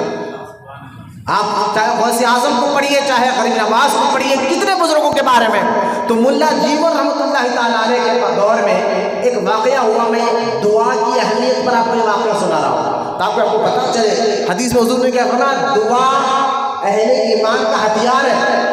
جب بھی کوئی اللہ نہ کرے کوئی پریشانی، کوئی دشمن تک کرا، پھر رب سے دعا کرے، پھر دیکھیں اللہ تعالیٰ اس کا اثر کیسے ظاہر فرماتا ہے۔ تو ملا جیون رحمۃ اللہ تعالیٰ کیسے متقی پرہیزگار اللہ سے ڈرنے والے ولی گزرے، میں نے ابھی آپ کو ایک واقعے سے اشارہ دے دیا۔ تو ملا جیون رحمۃ اللہ تعالیٰ کے دور میں اورنگزیب کے جو والد تھے شاہ جہاں جنہوں نے تاج محل بھی بنایا نا، شاہ جہاں، اور ان کا اصل نام تو محمد خرم تھا، لیکن شاہ جہاں سے مشہور ہوئے۔ تو شاہ جہاں کو ایک دل میں خیال آیا کہ مکمل کا کپڑا پہنوے، اور یاد رکھیے مکمل کا کپڑا مرد کے لیے پہننا حرام ہے۔ اسلام میں مرد کے لیے مکمل کا ہاں ایک کپڑا ہے، ایک 2 انچ 3 انچ اس پر مکمل کا کام کرا ہوا ہے تو وہ حرام نہیں ہے، ٹوٹل نیچے سے اوپر تک مکمل کا کپڑا ہو۔ یہ کپڑا پہننا مرد کے لیے اسلام نے حرام رکھا۔ اب بادشاہ کو خیال آ گیا شاہ جہاں کو کہ میں مخمل کا لباس پہنوں، اور انہوں نے کیا کیا بادشاہ نے کہ فتویٰ منگایا، فتویٰ منگا کر کہا کہ بھئی جو آپ بتائیے کہ مخمل کا کپڑا میں پہنوں یا نہیں پہنوں، صحیح ہے یا غلط ہے۔ تو اس وقت جو فتویٰ آپ نے منگایا تھا نا، اس وقت جتنے حکومت کے پلک سمجھتے آپ پالنے والے مولوی تھے، آج بھی ہوتے ہیں ایسے مولوی جو خالی پیسے کو دیکھ کر بک جاتے ہیں، تو لہٰذا پیسے کے دیکھ کر جو حکومت سے بگڑ گئے تھے، انہوں نے کہا کہ بادشاہ پہن سکتے ہیں۔ تو بادشاہ کو معلوم تھا کہ دلی میں ایک بہت بڑے مولانا ہیں ملا جیون، ذرا ان سے بھی جب پوچھو کہ میرا پہننا صحیح ہے یا غلط ہے، تم لوگ تو میرے پاس آتے ہو، اڑتے ہو، بیٹھتے ہو، مجھ سے نذرانے لے جاتے ہو، تم لوگ کہہ رہے ہو، لیکن میں ان سے بھی پوچھنا چاہتا ہوں، وہ بھی فتویٰ دے۔ تو ملا جیون سے جب فتویٰ مانگا گیا، آپ نے فرمایا میں جمعے کے دن دلی کی جامع مسجد میں اس کا جواب دوں گا۔ جمعے کا دن ہوگا، دلی کی جامع مسجد ہوگی، بادشاہ کے سوال کا جواب میں وہاں دوں گا جب تمام لوگ رہیں گے سامنے، کیونکہ جمعے کے دن سارے شہر مسجد میں جمع ہوتے۔ تو ملا جیون رحمۃ اللہ تعالیٰ علیہ ممبر پر کھڑے ہو کے جمعے کے دن فتویٰ دیا۔ آپ نے فرمایا کہ سنو، گناہ کرنا الگ بات ہے، گناہ کرنا، گناہ کو غلط اگر بندہ کوئی سمجھ کر کرتا ہے پھر بھی وہ مسلمان رہتا ہے۔ تو ملا جیون نے فرمایا گناہ کرنا الگ بات ہے، گناہ کو صحیح سمجھنا الگ بات ہے۔ دونوں میں فرق ہے۔ دیکھیں آپ، اللہ کرے بات سمجھ میں آ جائے، میں کہنا کیا چاہتا ہوں آپ کو، گناہ کو گناہ اگر آپ سمجھ رہے ہیں پھر بھی آپ مسلمان ہیں، گناہ گار ہیں، لیکن گناہ نہ میں نہیں مانتا ہوں، گناہ کو غلط ہے یہ میں نہیں مانتا، تو گناہ کو گناہ نہیں سمجھنا، غلط نہیں سمجھنا، صحیح سمجھنا۔ تو مولا جیون نے فرمایا گناہ کرنا الگ بات ہے، گناہ کو صحیح سمجھنا الگ بات ہے۔ لہٰذا جن مولویوں نے اس گناہ کے کام کو بادشاہ کے لیے صحیح کہا ہے، وہ تمام کے تمام مولوی کافر ہو چکے ہیں، کیونکہ بھائی حلال کو حرام چیز کو کوئی حلال سمجھ جائے تو پھر مسلمان کہاں رہے گا۔ تو لہٰذا مولا جیون نے جب جواب دیا، پورے سپاہی حیران ہو گئے، انہوں نے بادشاہ کے خلاف بات کی، انہوں نے مولویوں کے خلاف بات کی۔ بادشاہ نے کہا ان کو گرفتار کر لاؤ۔ لہٰذا مولا جیون نے نماز جمعہ کے بعد پھر سے تازہ وضو کیا اور وضو کر دعا مانگی، یا اللہ میں نے جو کہا حق کہا ہے، اور تو حبیب نے فرمایا دعا مومن کا ہتھیار ہے۔ اب یہاں بادشاہ کے پاس فوج ہے، ہتھیار ہے، میں ایک دبلا پتلا آدمی، میرے پاس تو کوئی ہتھیار نہیں، دعا مومن کا ہتھیار ہے۔ یہ دعا مانگنا تھا، بادشاہ کا دل پگھلا، اس نے فوراً سپاہیوں کو واپس بلا لیا۔ دیکھیں آپ دعا کا اثر کیا ہوتا ہے، تو دعا بڑے بڑے لوگوں کے دلوں کو پگھلا دیتا ہے، کمزور کر دیتا ہے۔ اور اللہ تعالیٰ نے کہاں پوری فوج، کہاں ملک کا بادشاہ اور کہاں ایک دبلے پتلے اللہ کے ولی، لہٰذا انہوں نے وضو کر کے جب دعا مانگی، اور حدیث پاک میں سرکار نے کیا فرمایا، دعا مومن کی ہتھیار ہے، تو دعا مانگنے سے آنے والی بلا مصیبتوں کو بھی اللہ ٹال دیتا ہے۔ یہ ہے دعا کی اہمیت۔ اب یہ تو تمام فضائل میں آپ کے سامنے بتا رہا تھا، اب اس کا ایک دوسرا چیپٹر دیکھیں، وہ یہ ہے کہ دعا، پہلے تو آپ سمجھ گئے قرآن کی 3 آیتیں میں نے آپ کے سامنے رکھی، 4 احادیث میں نے آپ کے سامنے پڑھی اور اس کا مختصر ترجمہ آپ کرا۔ اب میں اور ایک چیز آپ کو یہ بتا رہا ہوں، وہ اہم ہے، وہ یہ کہ دعا کرتے وقت جو ہے بندہ پوری توجہ سے اللہ کی بارگاہ میں دعا کرے، یہ بھی ضروری ہے، یعنی توجہ کے ساتھ کرے، دل دماغ ایک جگہ رکھے، اس کے بعد دعا مانگے۔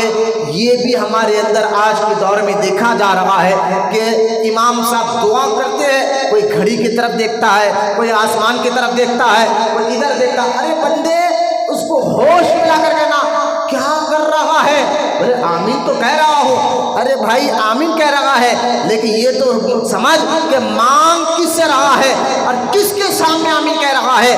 ایک دنیا کے کمشنر کے سامنے بیٹھ کر تو ادھر ادھر نظریں نہیں کر سکتا، اس کے سامنے بیٹھ کر تو ادھر ادھر کی بات نہیں کر سکتا۔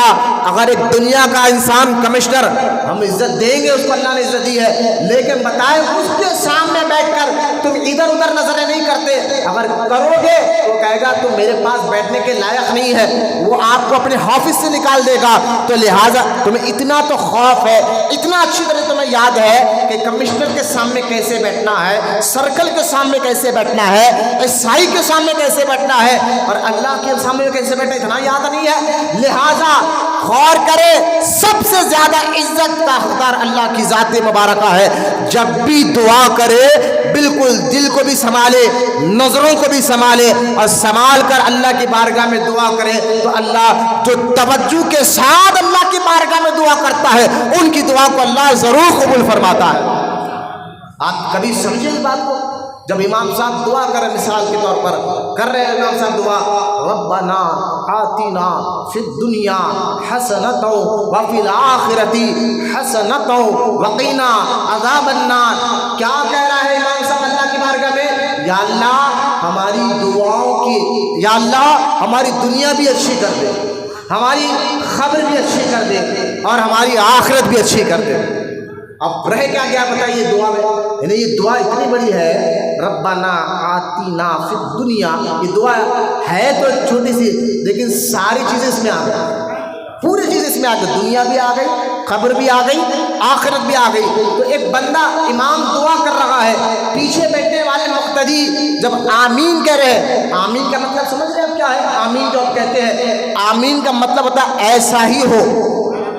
آمین کا مطلب کیا ہوتا ہے؟ یا اللہ جو امام صاحب کہہ رہے ایسا ہی ہو۔ لہٰذا جب امام دعا کر رہے ہو اور ہمارا حال ہے ہم ادھر ادھر دیکھیں، اب سنیے، جو بندہ توجہ سے دعا نہیں مانگتا، بلکہ حدیث پاک میں آتا ہے کہ جب بندہ دعا کر رہا اللہ کی بارگاہ میں اور وہ ادھر ادھر دیکھتے ہوئے دعا کرتا ہے، یعنی کہاں مانگ رہا ہے، اس کو کچھ خیال ہی نہیں، نہ اس کے دل میں ڈر ہے، نہ اس کے دماغ میں ڈر ہے، نہ اس کی مزاج میں ڈر ہے، بس ادھر ادھر دیکھتے ہوئے دعا مانگ رہا ہے۔ تو حدیث میں آتا ہے دعا مانگتے وقت جو بندہ آسمانوں کی طرف یا ادھر ادھر دیکھتا ہے وہ آگے چل کر ہندا ہو جاتا ہے۔ آپ دیکھ لیں کئی نوجوانوں کو بھی آپ نے دیکھا ہوگا، بڑی بڑی نمبر کے عینک لگ جا رہے ہیں۔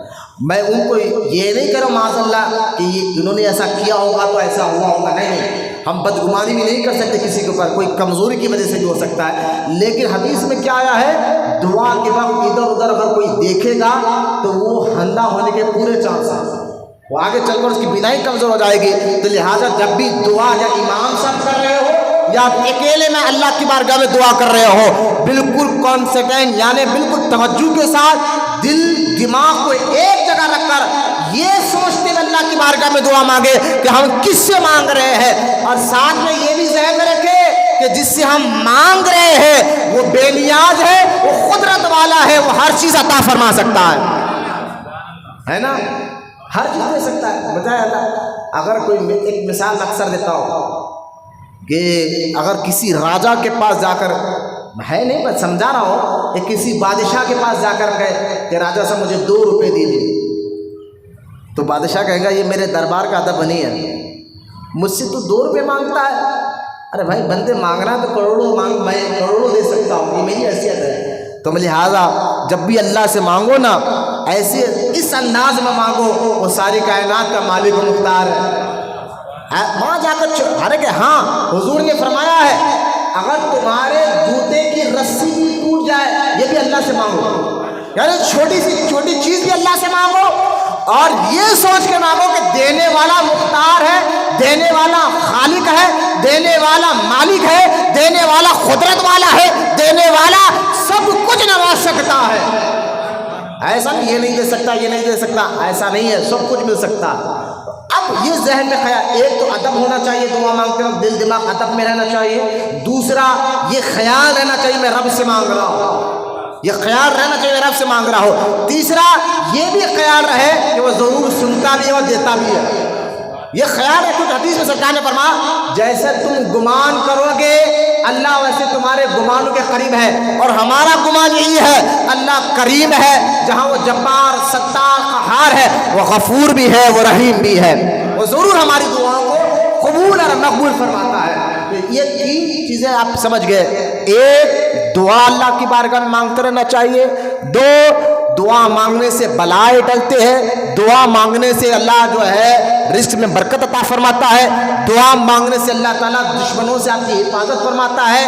3 کہ دعا جب بندہ اللہ کی بارگاہ میں مانگتا ہے بالکل ادب کے ساتھ مانگے، توجہ کے ساتھ مانگے، دل دماغ ایک جگہ رکھ کر مانگے، نیچے سے یا تو آنکھیں بند کر لے دعا مانگتے وقت، یا اپنے آنکھوں کو زمین پر رکھے، اور اس کے بعد اللہ کی بارگاہ میں توجہ سے جو دعا مانگتا ہے تو اللہ پاک بھی فرشتوں کے سامنے ناز کرتا ہے، اے جبرائیل اس کو ضرور میں عطا فرماؤں گا۔ یہ 3 چیزیں آپ سمجھ گئے، 3 چیزیں۔ اب میرا ایک سیکنڈ پارٹ یہ ہے، بالکل میں بات خری میں آ رہا ہوں، نیند کو ختم کریے اور اپنے توجہ میرے پاس غور کریں آپ۔ اب دوسرا چیز یہ تم سمجھ گیا دعا کا مسئلہ، یعنی دعا ضرور قبول ہوتی ہے اگر آپ اس کا اثر جب کا جبھی ظاہر نہیں ہوا، یا تو وہ دعا کے بدلے اللہ بلا کو ٹال دیتا ہے، یا تو وہ دے دیتا ہے، دیکھتا ہے بندہ، کیونکہ اللہ مثال دے دیتا ہے نا، حدیث پاک میں بھی ہے کہ اللہ تعالیٰ اپنے بندوں سے 70 ماؤں سے زیادہ محبت کرتا ہے۔ ایک مثال دے گئے، اللہ کی محبت کیا ہے، 70 ماؤں کی محبت ایک جگہ رکھے، اس سے بھی زیادہ اللہ اپنے بندے سے محبت کرتا ہے۔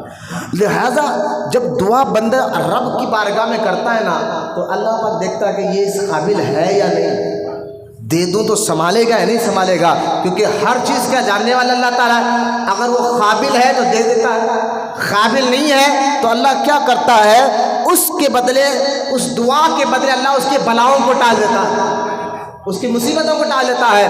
اور کوئی بلا اگر نہیں آ رہی ہے تو وہ دعا جو آپ کر رہے ہیں، اگر آپ کو بلا نہیں ڈالے گئی یا آپ کی دعا قبول ہوتی نہیں دکھی، لیکن اس کا مطلب یہ نہیں کہ دعا خالی چلے گئی، بلکہ اس دعا کے بدلے قیامت کے دن اللہ نیکی عطا فرمائے گا۔ اب مجھ میں خالی گئے کہاں؟ جو لوگ کہتے ہیں ہمارے دعا کرتے دعا قبول نہیں تھی، میں نے کہا پہلے یہ بتائیے آپ خالی گئے کہاں؟ یا تو دعا سے بلا ٹلتی ہے یا آخرت تو نیکی ضرور ملتی ہے، آخرت میں نیکی تو ضرور ملتی ہے۔ تو یہ دعا کے لیے جب بھی چاہے گھر، ہاں دعا کے لیے اب یہاں سوال یہ ہے کہ دعا تو ہم کرتے مولانا، کبھی ایسا ہوتا ہے کہ دعا قبول بھی ہوتی ہے، کبھی چلیے ہم ماننا ہی ہے، حدیث ہے، کبھی غلط نہیں ہو سکتے۔ اب سوال یہ ہے کہ مولانا کوئی ایسی چیز بھی ہے قرآن حدیث میں جس سے ہمیں یہ معلوم ہو جائے کہ یہ کام کرو تو اللہ فوراً دعا قبول کرتا ہے، یہ جگہ پہ جاؤ تو اللہ فوراً دعا قبول کرتا ہے؟ تو ایک نہیں سینکڑوں حدیثیں ہیں کہ نبی کریم علیہ السلام نے فرمایا اس جگہ پر جاؤ جا کر اللہ کی بارگاہ میں دعا مانگو تو اور اللہ تعالیٰ اس دعا کو فوراً قبول فرما لیتا ہے۔ اب میں کہنا یہ چاہتا ہوں دعا آپ کہیں بھی کرو اللہ سنتا ضرور ہے۔ اب یوں سمجھیے آپ، اگر ہم جب یہ کہتے ہیں بھائی تم یوسف شریف بابا کی درگاہ میں کیوں جا رہے ہو، تم اجمیر شریف کیوں جاتے ہو، تم غریب نواز کے آستانے میں کیوں جاتے ہو، تو ہم یہ کہتے ہیں بھائی ہم دعا کرنے کے لیے جاتے ہیں۔ دعا تو اللہ سے ہی کرتے ہیں لیکن وہاں ٹھہر کر کرتے ہیں جہاں اللہ والی کی مزاد ہو، جہاں اللہ کا محبوب بندہ آرام کر رہا ہو۔ تو کوئی وہابی آپ کے ذہن میں یہ بات ڈال سکتا ہے ارے ابھی تو مولانا نے بھی کہا نا دعا کہیں بھی کرو اللہ قبول کرتا ہے، کہیں بھی آپ دعا کرو، مکان میں بیٹھ کر کرو تو اللہ دعا قبول کرتا ہے، دکان میں بیٹھ کر کرو تو اللہ دعا قبول فرماتا ہے، کہیں بھی دعا کرو قبول تو اللہ کرتا ہے۔ پھر تمہیں درگاہ جانے کی ضرورت کیا ہے، بزرگان دین کے آستانوں پر جانے کی ضرورت کیا ہے؟ تو سنو اس کا جواب یہ ہے، اس مولوی سے کہنا کہ جناب یقیناً اللہ تعالیٰ دعا تو ہر جگہ سے قبول کرتا ہے لیکن ہر جگہ سے راضی اللہ نہیں ہوتا، لہذا بزرگوں کے آستانے وہ آستانے ہیں، یہاں ٹھہر کر ہم جب دعا کرتے ہیں اللہ تعالیٰ دعا سن بھی لیتا ہے اور راضی بھی ہو جاتا ہے۔ بچے کو اٹھا لو بیٹا، بچے کو اٹھا لو، آپ کے بچوں کو لے جائیے، ان کو نیند آ رہی ہے، بچوں نے باہر ٹلا دو، کھیلنے لگا دو، بڑی مہربانی۔ ایسے بیٹھ کر بندہ جب دعا کرتا ہے تو اس دعا کو اللہ سن بھی لیتا ہے، راضی بھی ہو جاتا ہے، سمجھے؟ سن بھی لیتا ہے اور راضی، سنتا تو ہر جگہ سے ہے، سنتا تو ہر جگہ سے ہے، راضی ہر جگہ سے نہیں ہوتا، سنتا تو ہر جگہ سے ہے، راضی ہر جگہ سے نہیں ہوتا۔ یہ اللہ والوں کے آستانے ہیں، یہاں اللہ سن بھی لیتا ہے، راضی بھی ہو جاتا ہے۔ اس لیے ہم درگاہوں کو جانے کا ہے مقصد یہی ہے کہ ہم دعا کے لیے جاتے ہیں یا دعا کے طرح۔ اب غور کریں، آپ کہیں گے یہ آپ کے جذبے والی بات ہو گئی، میں نے کہا جذبے والی بات یہ قرآن والی بات ہے۔ بولے نہیں آپ کے پاس کیا ثبوت ہے؟ کہ اللہ اللہ کے نیک بندوں کے سامنے سے ظاہر ہوتا ہے. میں نے کہا دیکھو ایک حاجی جب حج کرتا ہے، حج کرنے کے بعد کعبے کا طواف کر رہا ہے، طواف کرنے کے بعد کرتا کیا ہے؟ اللہ کا حکم ہے، سورہ بقرہ میں اللہ ارشاد فرماتا ہے تم جب کعبے کا طواف کر لو اب مقام ابراہیمی کے سامنے آؤ، وہاں کھڑ کر 2 رکعت نماز پڑھو. مقام ابراہیم کے پاس 2 رکعت جب تک تم نماز نہیں پڑھو گے نہ اللہ ہماری عمرے کو قبول فرماتا ہے نہ حج کو قبول فرماتا ہے. مجھے بتائیے مقام ابراہیم ہے کیا؟ عمرہ تو ہم کریں، کعبے کا طواف تو ہم کریں، لیکن جب تک مقام ابراہیم کے سامنے آ کر 2 رکعت نماز نہ پڑھ لے اللہ ہماری عبادت کو قبول نہیں فرماتا. تو مقام ابراہیم ہے کیا؟ آپ تمام جانتے ہیں مقام ابراہیم اس پتھر کو کہتے ہیں جس پتھر پر حضرت ابراہیم علیہ السلام کے قدموں کے نشان ہے. لیکن غور کریں جہاں اللہ پاک کے محبوب بندوں کے قدم کے نشان، قدم کے نشان، اللہ والے وہاں آرام نہیں کر رہے ہیں، قدم کے نشان جس پتھر پر پڑ جائے اس پتھر کے اللہ کی بارگاہ میں اتنی عزت ہے کہ جہاں وہاں آ کر ہم نماز نہیں پڑھیں گے تو آپ کا نہ حج قبول ہوگا نہ عمرہ قبول ہوگا. تو بتائیے جہاں اللہ کا ولی خود آرام کر رہا ہو، جہاں ولی خود آرام کر رہا ہو، اللہ کا محبوب بندہ جہاں جس جگہ آرام کر رہا ہو اللہ کی نظر میں وہ جگہ کتنی عزت والی ہو. آپ دیکھیں یہ ایک تھا. تو لہٰذا ان جگہوں پر جا کر دعا کرنا یہ قرآن نے بتایا.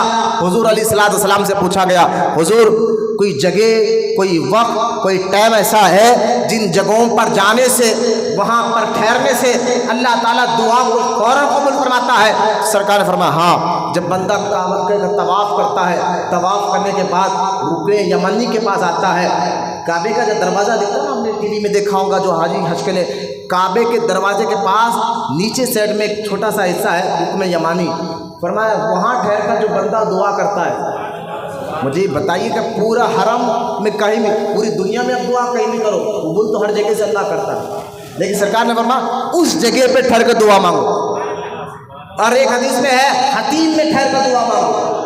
حتیم جانتے ہیں نا جو کعبے کے سامنے چاند سے ایک روہن ہے، وہ کعبے کی جگہ ہے. سرکار نے حتیم میں ٹھہر کر دعا مانگو، اللہ تمہاری دعا کو ضرور قبول فرماتا ہے. میں نے کہا یہ حتیم کے جگہ ٹھہرا. پھر ایک حدیث میں مقام ابراہیم کے پاس ٹھہر کر دعا مانگو. پھر ایک روایت میں آتا ہے صفا اور مروہ میں جب 7 چکر لگاتے ہیں تو وہاں پر ایک جگہ آتی ہے جس کو مسعی کہا جاتا ہے. مسعی، میم سین عین پر زبر، مسعی. مساج کی کیا کہتے ہیں؟ آپ دیکھیں وہاں کی گورنمنٹ نے کیا کیا، صفا مروہ کے یہاں جب مسعی کا جو علاقہ آتا ہے وہاں مرد ہو جائے اور عورتیں تھوڑا تیز چلتی ہے اور مرد دوڑتا ہے تو گرین لائٹ لگا دیے، ہرے کلر کی لائٹ لگا دیے. جہاں وہ لائٹ شروع ہوتی ہے جہاں ختم ہوتی ہے اس کے درمیان حاجی کو بھاگنا پڑتا ہے، اور یہ بھاگنا اللہ کو پسند. بولو سبحان اللہ. جس کو کہتے ہیں صفا مروہ کی طرح مسعی کرنا. کیا کرنا؟ مسعی کرنا. یہ ہر حاجی کرتا ہے کہ وہ ہری لائٹ جہاں شروع ہوتی ہے جہاں ختم ہوتی ہے اس کے درمیان کے حصے میں وہ بھاگتا ہے. سرکار نے فرمایا وہ جو درمیان کا حصہ ہے مسعی کا، وہاں ٹھہر کر جب بندہ دعا کرتا ہے اللہ اس کی دعا کو ضرور قبول فرماتا ہے.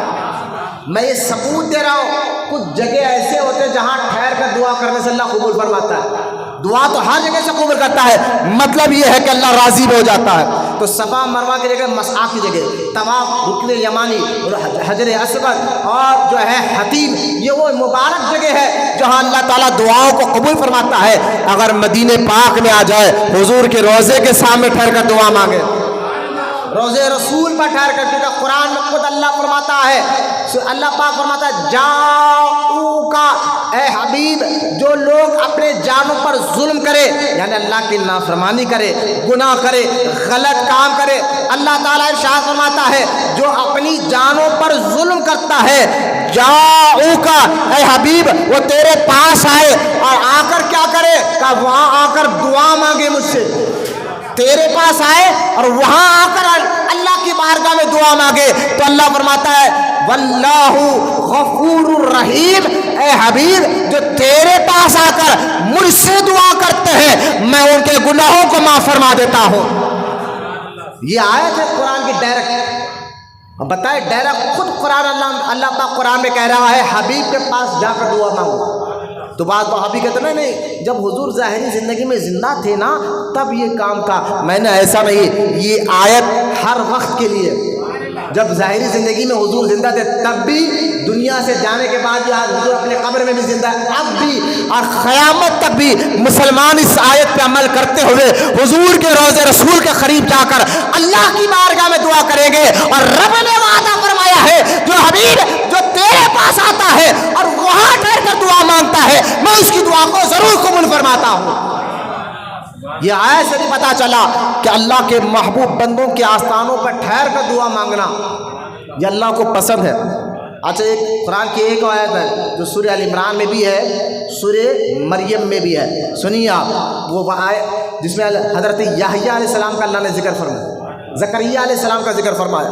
حضرت زکریا علیہ السلام کی خالہ زاد بہن تھی بی بی مریم, اور ان کے والدین بی بی مریم کے ماں اور باپ نے اپنی بیٹی مریم کو اللہ کے گھر مسجد اقصیٰ میں دے دیا تھا کہ یہ خدمت کرتے یہیں زندگی گزارے. تو بی بی مریم اللہ کا جو گھر تھا کعبۃ اللہ سے کے بعد مسجد اقصیٰ جو فلسطین میں ہے وہاں رہا کرتی تھی. ایک دن زکریا علیہ السلام نے اپنے خالہ کی بیٹی کے اس کمرے میں دیکھا جس کمرے میں وہ رہتی تھی, تو اس کمرے میں بغیر موسم کے پھل نظر آئے. بغیر موسم کے کیا نظر آئے؟ پھل نظر آئے. پھل مثال کے طور پر موسم آم کا نہیں ہے لیکن ان کے ساتھ مثال دے رہا ہوں, آم نظر آئے. تو زکریا علیہ السلام نے اپنی بہن سے کہا یہ موسم نہیں ہے اس پھل کا, لیکن یہ پھل آپ کے حجرے میں آپ کے کمرے میں آئے کہاں سے؟ قرآن کہتا ہے سورہ ال عمران کا ترجمہ پڑھے یا سورہ مریم کا پڑھے تو حضرت بی بی مریم کہتی ہے, بی بی مریم نبی نہیں اللہ کی ولی ہے, اللہ کی محبوب بندی ہے. بی بی مریم کہتی ہے کہ یہ جو پھل آپ دیکھ رہے ہیں میرے روم میں اللہ تعالیٰ نے جنت سے میرے لیے بھیجے ہیں. قرآن میں سارا واقعہ موجود ہے. اللہ تعالیٰ نے, وقت نہیں ہے میں ایک ایک آیت پڑھ کر ترجمہ کر بتاتا, وقت ختم ہونے آ رہا ہے, تو لہٰذا حضرت زکریا علیہ السلام نے دیکھا کہ میری جو خلیری بہن ہے اس کے کمرے میں اللہ تعالیٰ نے آسمان سے یعنی جنت سے پھل بھیجے ہیں, تو یہ کمرہ بھی مبارک جگہ ہے, یہ ذات بھی مبارک ہے. زکریا علیہ السلام کو کئی سال ہوا تھا, اولاد نہیں تھی. ایک روایت یہ ہے زکریا علیہ السلام کی عمر اس وقت 80 سال ہو گئی تھی, اولاد نہیں تھی. تو زکریا علیہ السلام نے, آپ سوچیے نبی بھی ہے, جب انہوں نے دیکھا کہ خدا کی قدرت کا جلوہ, بی بی مریم کے اسی کمرے کے سامنے ٹھہر کر دعا مانگی, یا اللہ. بی بی مریم جس کمرے میں, اس کمرے کے سامنے ٹھہر کر اللہ سے دعا مانگی, نبی دعا مانگ رہا ہے. اور مسجد, وہ کمرہ کہاں تھا؟ کعبے کے اندر, یعنی مسجد اقصیٰ جو پہلا جو کعبہ ہے مسلمانوں کا, یہ بھی ہمارا کعبہ ہے, مسجد اقصیٰ, اس کے اندر ٹھہر کر بتائے پورا مسجد اقصیٰ برکت کی جگہ ہے نہیں ہے؟ پوری مسجد اقصیٰ پوری برکت کی جگہ ہے. سورہ جو ہے نا بنی اسرائیل جب آیت میں اللہ فرماتا ہے الذین بارکناہ, ہم نے مسجد اقصیٰ کے ارد گرد برکتیں رکھی ہے, برکتیں خود اللہ فرماتا ہے. تو سارا مسجد اقصیٰ پوری برکت کی جگہ ہے, لیکن اندر مسجد اقصیٰ کے اندر اس کمرے کے سامنے ٹھہر کر حضرت زکریا علیہ السلام نے اللہ سے دعا مانگی, کہا یا اللہ تو مجھے اولاد عطا فرما, بیٹا عطا فرما. بتائیے حضرت زکریا علیہ السلام کی عمر 80 سال کی تھی, وہ روز دعا مانگتے تھے, لیکن ان کی دعا قبول اس وقت ہوئی جس وقت انہوں نے بی بی مریم کے کمرے کے سامنے ٹھہر کر دعا مانگی. اللہ پاک نے جواب دیا, زکریا ہم نے آپ کی دعا کو قبول بھی فرمایا اور آپ کو ایک بیٹا یحییٰ عطا فرمایا. معلوم کیا ہوا اس آیت سے؟ اللہ کے نیک بندوں کے سامنے ٹھہر کر دعا مانگنا یہ نبی کی سنت بھی ہے اور اللہ اس دعا کو قبول بھی فرماتا ہے. لوگ اگر آپ کو پوچھے نا کہ مزار کے پاس ٹھہر کر کیوں دعا مانگتے ہو؟ بھائی دعا تو گھر میں بھی مانگو, مکان میں مانگو. یہ خواجہ کے پاس جا کر دعا کیوں مانگتے ہو؟ یہ یوسف شریف کے پاس جا کر دعا کیوں مانگتے ہو؟ یہ بابا شرف الدین کے پاس جا کر دعا کیوں مانگتے ہو؟ اس کو کہنا وہابی ملا یہ اللہ کے محبوب بندے ہیں, یہاں ٹھہر کر جو دعا مانگتے ہیں اللہ اس دعا کو قبول فرماتا اور راضی بھی ہو جاتا ہے. اور یہ قرآن سے ثابت ہے. زکریا علیہ السلام دعا مانگے نا بی بی مریم کے سامنے ٹھہر کر اس کمرے کا, اللہ تو یہ کہتا تھا, یہ کہنا چاہیے تھا تم گھر میں مانگو, یہاں کیا مانگ رہے ہو؟ یہاں ٹھہر کے کیوں مانگ رہے ہو زکریا؟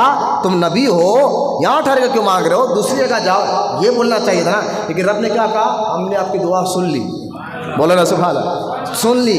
اور سن کر کیا ہم نے یحییٰ عطا فرمایا۔ معلوم کیا ہوا؟ اللہ کے نیک بندوں کے سامنے ٹھہر کر دعا مانگنے سے اللہ سن بھی لیتا ہے، راضی بھی ہو جاتا ہے اور عطا بھی فرماتا ہے۔ یہی وجہ ہے ہم جب مسجدوں میں بھی دعا مانگتے ہیں، گھر میں بھی مانگتے ہیں، مکان میں بھی مانگتے ہیں، لیکن اس دعا کا اثر اتنا جلدی ظاہر نہیں ہوتا جو دعا خواجہ اجمیر کے سامنے ٹھہر کر مانگتے ہیں، جو دعا یوسف شریف کی بارگاہ میں ٹھہر کر مانگتے ہیں، وہ دعا کا اثر جلدی ظاہر بھی ہو جاتا ہے۔ یہ وجہ ہے اللہ والوں کے آستانوں پر آ کر ٹھہر کر دعائیں مانگنے کی۔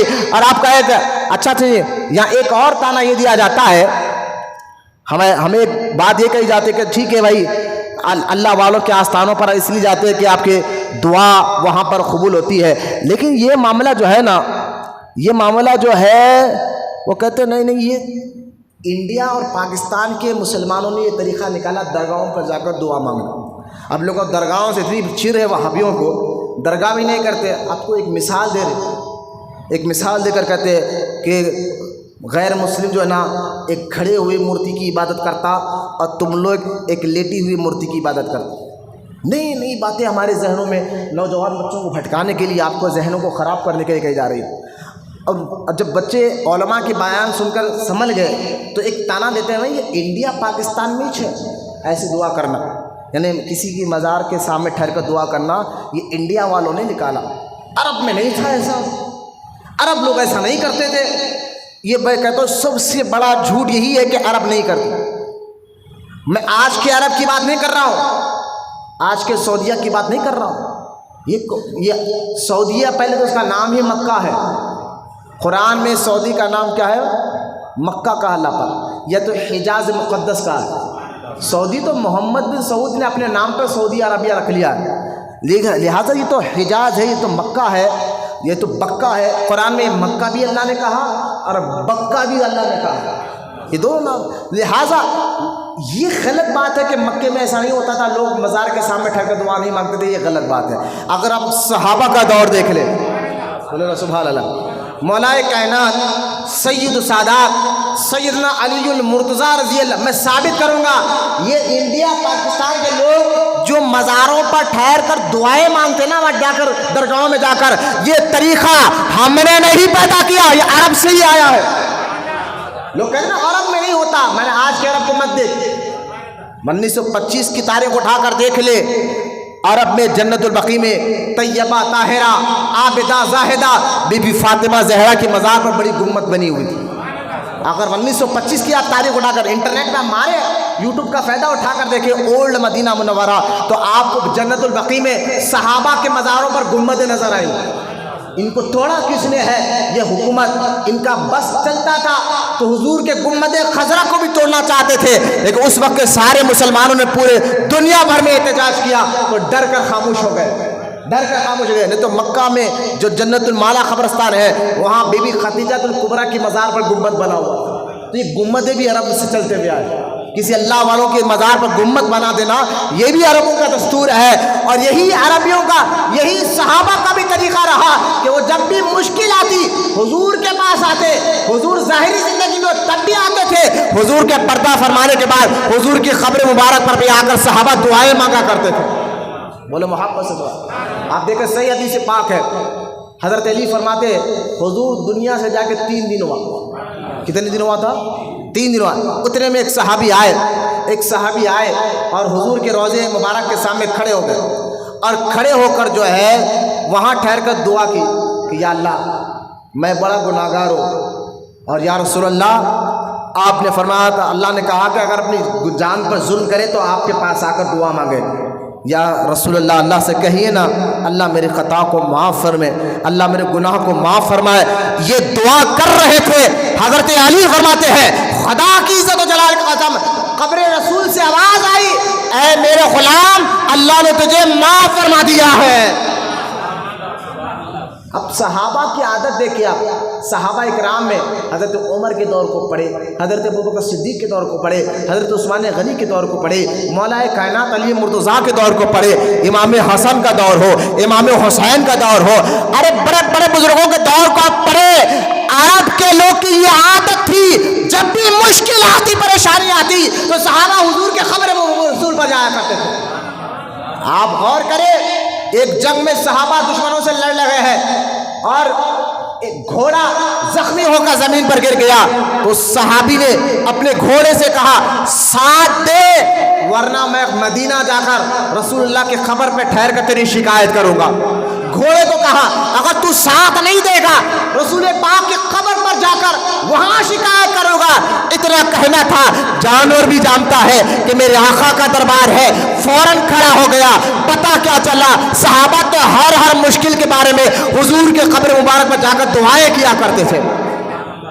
حضرت عمر کا دور ہے رضی اللہ تعالیٰ عنہ، فاروق اعظم کا دور ہے، کئی دن ہوا بارش نہیں ہوئی، کھیت سوکھ گئے، کنویں سوکھ گئے، پانی کے لیے پورے مسلمان پریشان۔ دیکھو میں اٹھنے بیٹھنے والوں کو بولو بار بار اٹھنا بیٹھنا نہیں، پتہ نہیں یہ لوگ کو کیا ہوگا، میری بات تو فرمائیں، بالکل بات ختم کرو۔ کھیت بخاری شریف کی حدیث پاک ہے کہ کھیت سوکھ گئے، کنویں سوکھ گئے، بارش نہیں ہو رہی ہے، پریشان ہے۔ ایک صحابی حضور کے روضے پر گئے، بولے نا سبحان اللہ۔ آپ سمجھیے، ہم بھی مصیبت آئے تو ہمارے بھی ذہن میں کیا آتا؟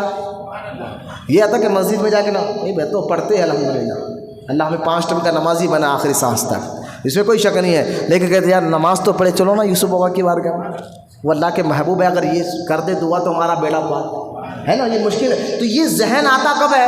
یہ ذہن شروع سے اہل ایمان کا ہے۔ مصیبت جب بھی دیکھے تو اللہ والوں کے آستانوں پر چلے جائے، اللہ کے محبوبوں کے آستان میں۔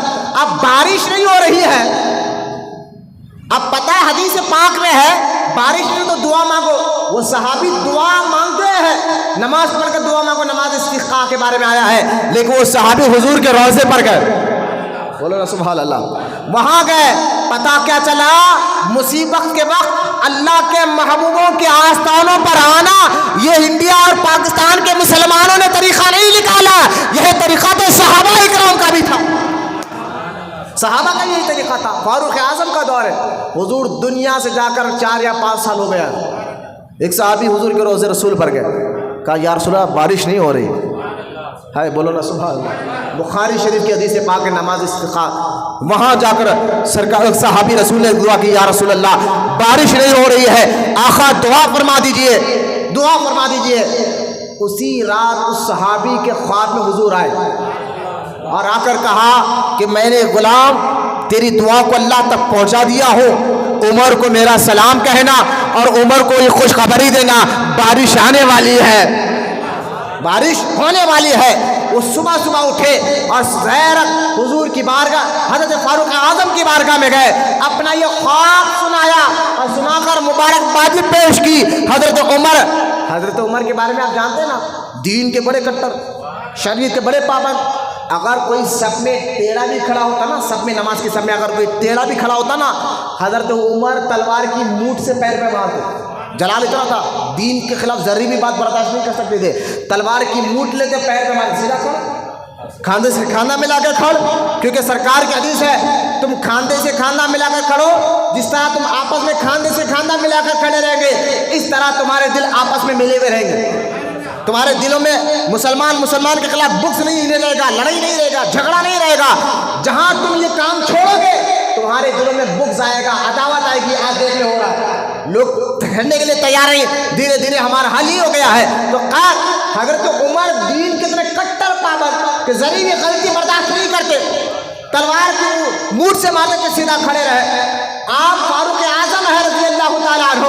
ارے بھائی ایک بندہ جو ہے نا شراب لے کر آ رہا، ادھر حضرت عمر مل گئے راستے میں، وہ ڈر گیا، ڈر کر پیچھے چھپا لیا۔ دور سے حضرت عمر نے دیکھا یہ بندہ مجھے دیکھ کر کچھ چیز پیچھے چھپا لیا، قریب گئے عمر، کہا کیا چھپایا؟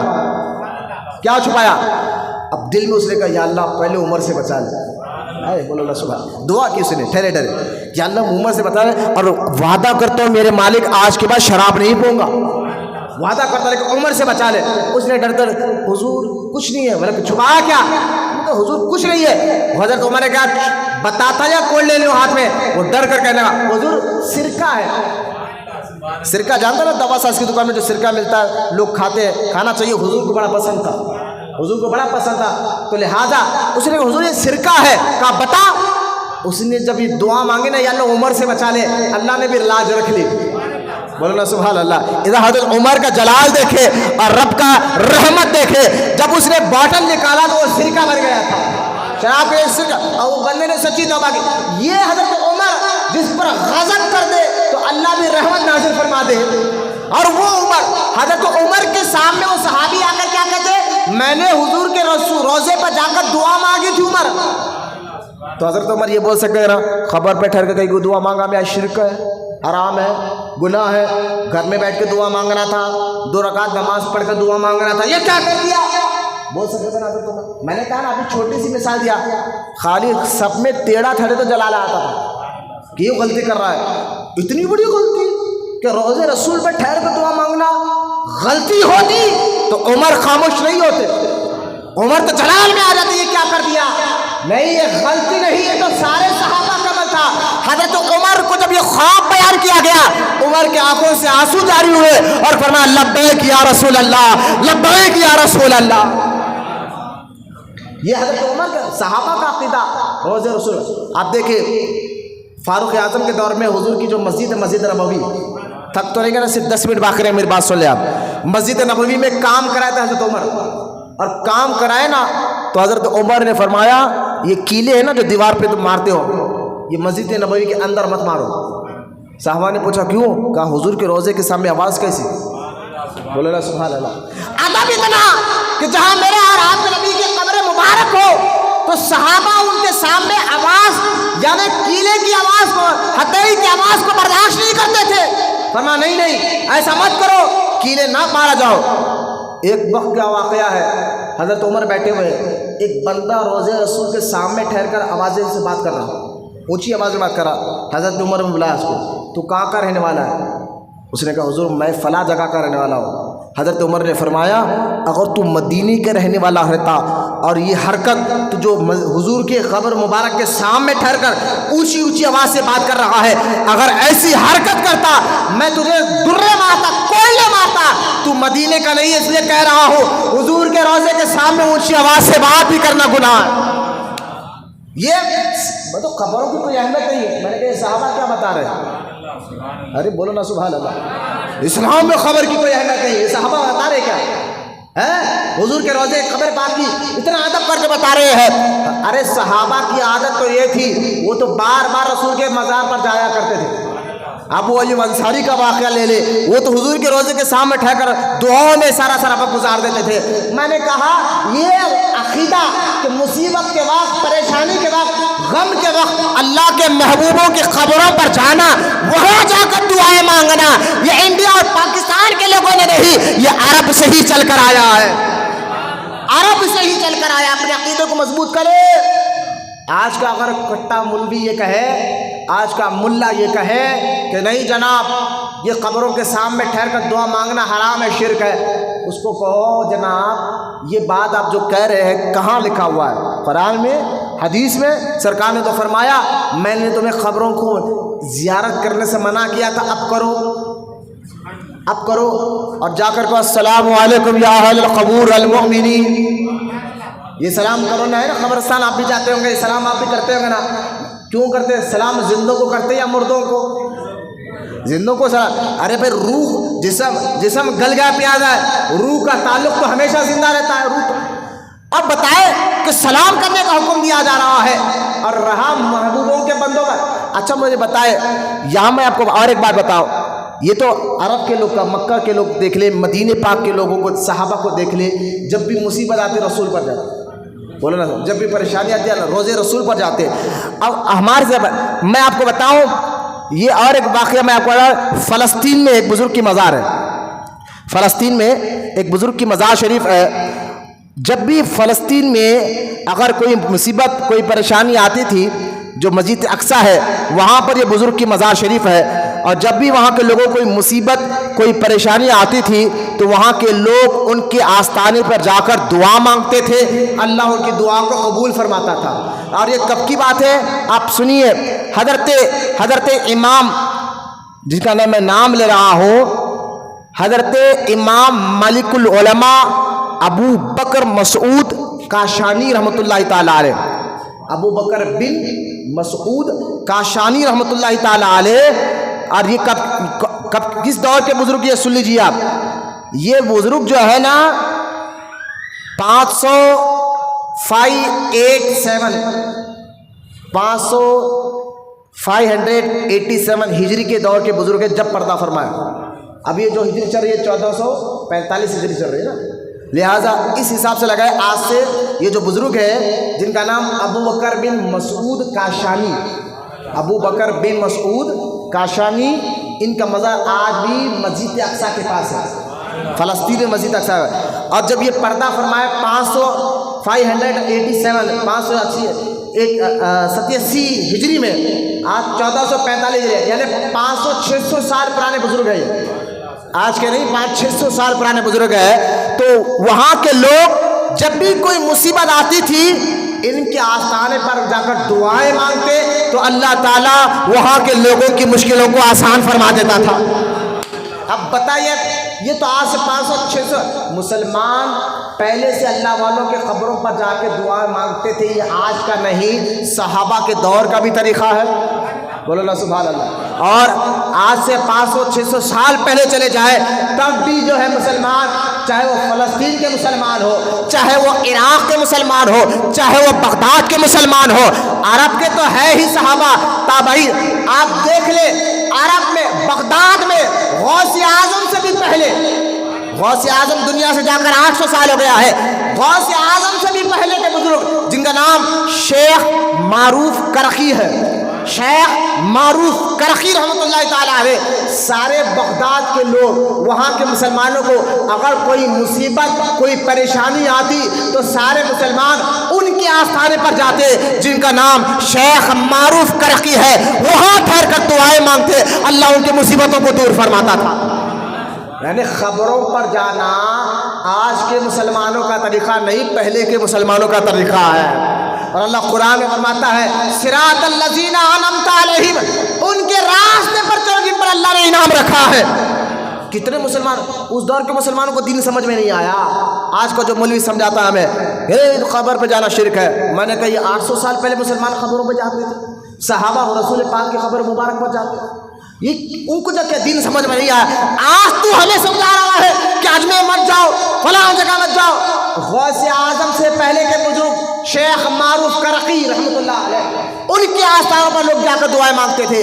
آج بھی اب میں بتاؤں، انٹرنیٹ اٹھائے، یوٹیوب پر جائے اور جا کر مصر مانے، مصر یہ سارے عرب کنٹری ہے نا، مصر ہو، بغداد ہو، عراق ہو، ایران ہو، مکہ ہو، مدینہ ہو، وہاں کے مسلمان آج سے 500 سال 600 سال پہلے دیکھے وہ بار بار اللہ کے ولیوں کے خبروں پر جایا کرتے تھے، بولو نا سبحان۔ بخارا میں حضرت امام شافعی فقہ کے تیسرے امام شافعی کی مزار جو ہے وہاں پر آج بھی بخارا میں موجود ہے۔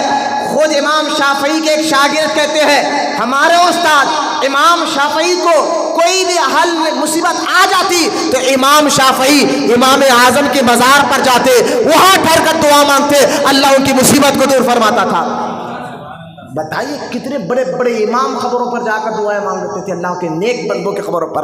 آج بھی بغداد میں امام حسین کے ایک بیٹے سیدنا امام موسیٰ کاظم کی مزار ہے۔ امام موسیٰ کاظم رضی اللہ تعالیٰ عنہ جو امام جعفر صادق کے بیٹے ہیں، اس وقت 2024 کی بات کر رہا ہوں، آج بھی پورے بغداد میں یہ بات مشہور ہے، اگر کوئی دعا تمہاری قبول نہیں ہو رہی ہے، تم نماز پڑھ کر دعا مانگ رہے ہو، قرآن پڑھ کر دعا مانگ رہے ہو، گھر میں دعا مانگ رہے ہو، مکان میں دعا مانگ رہے ہو اور تمہاری دعا قبول نہیں ہو رہی ہے، تو آج بھی عرب کے لوگ آج بھی یہ طریقہ ہے، وہ امام موسیٰ کاظم کے مزار پر جا کر دعا مانگتے ہیں اور اللہ ان کی دعا کو قبول فرما لیتا ہے۔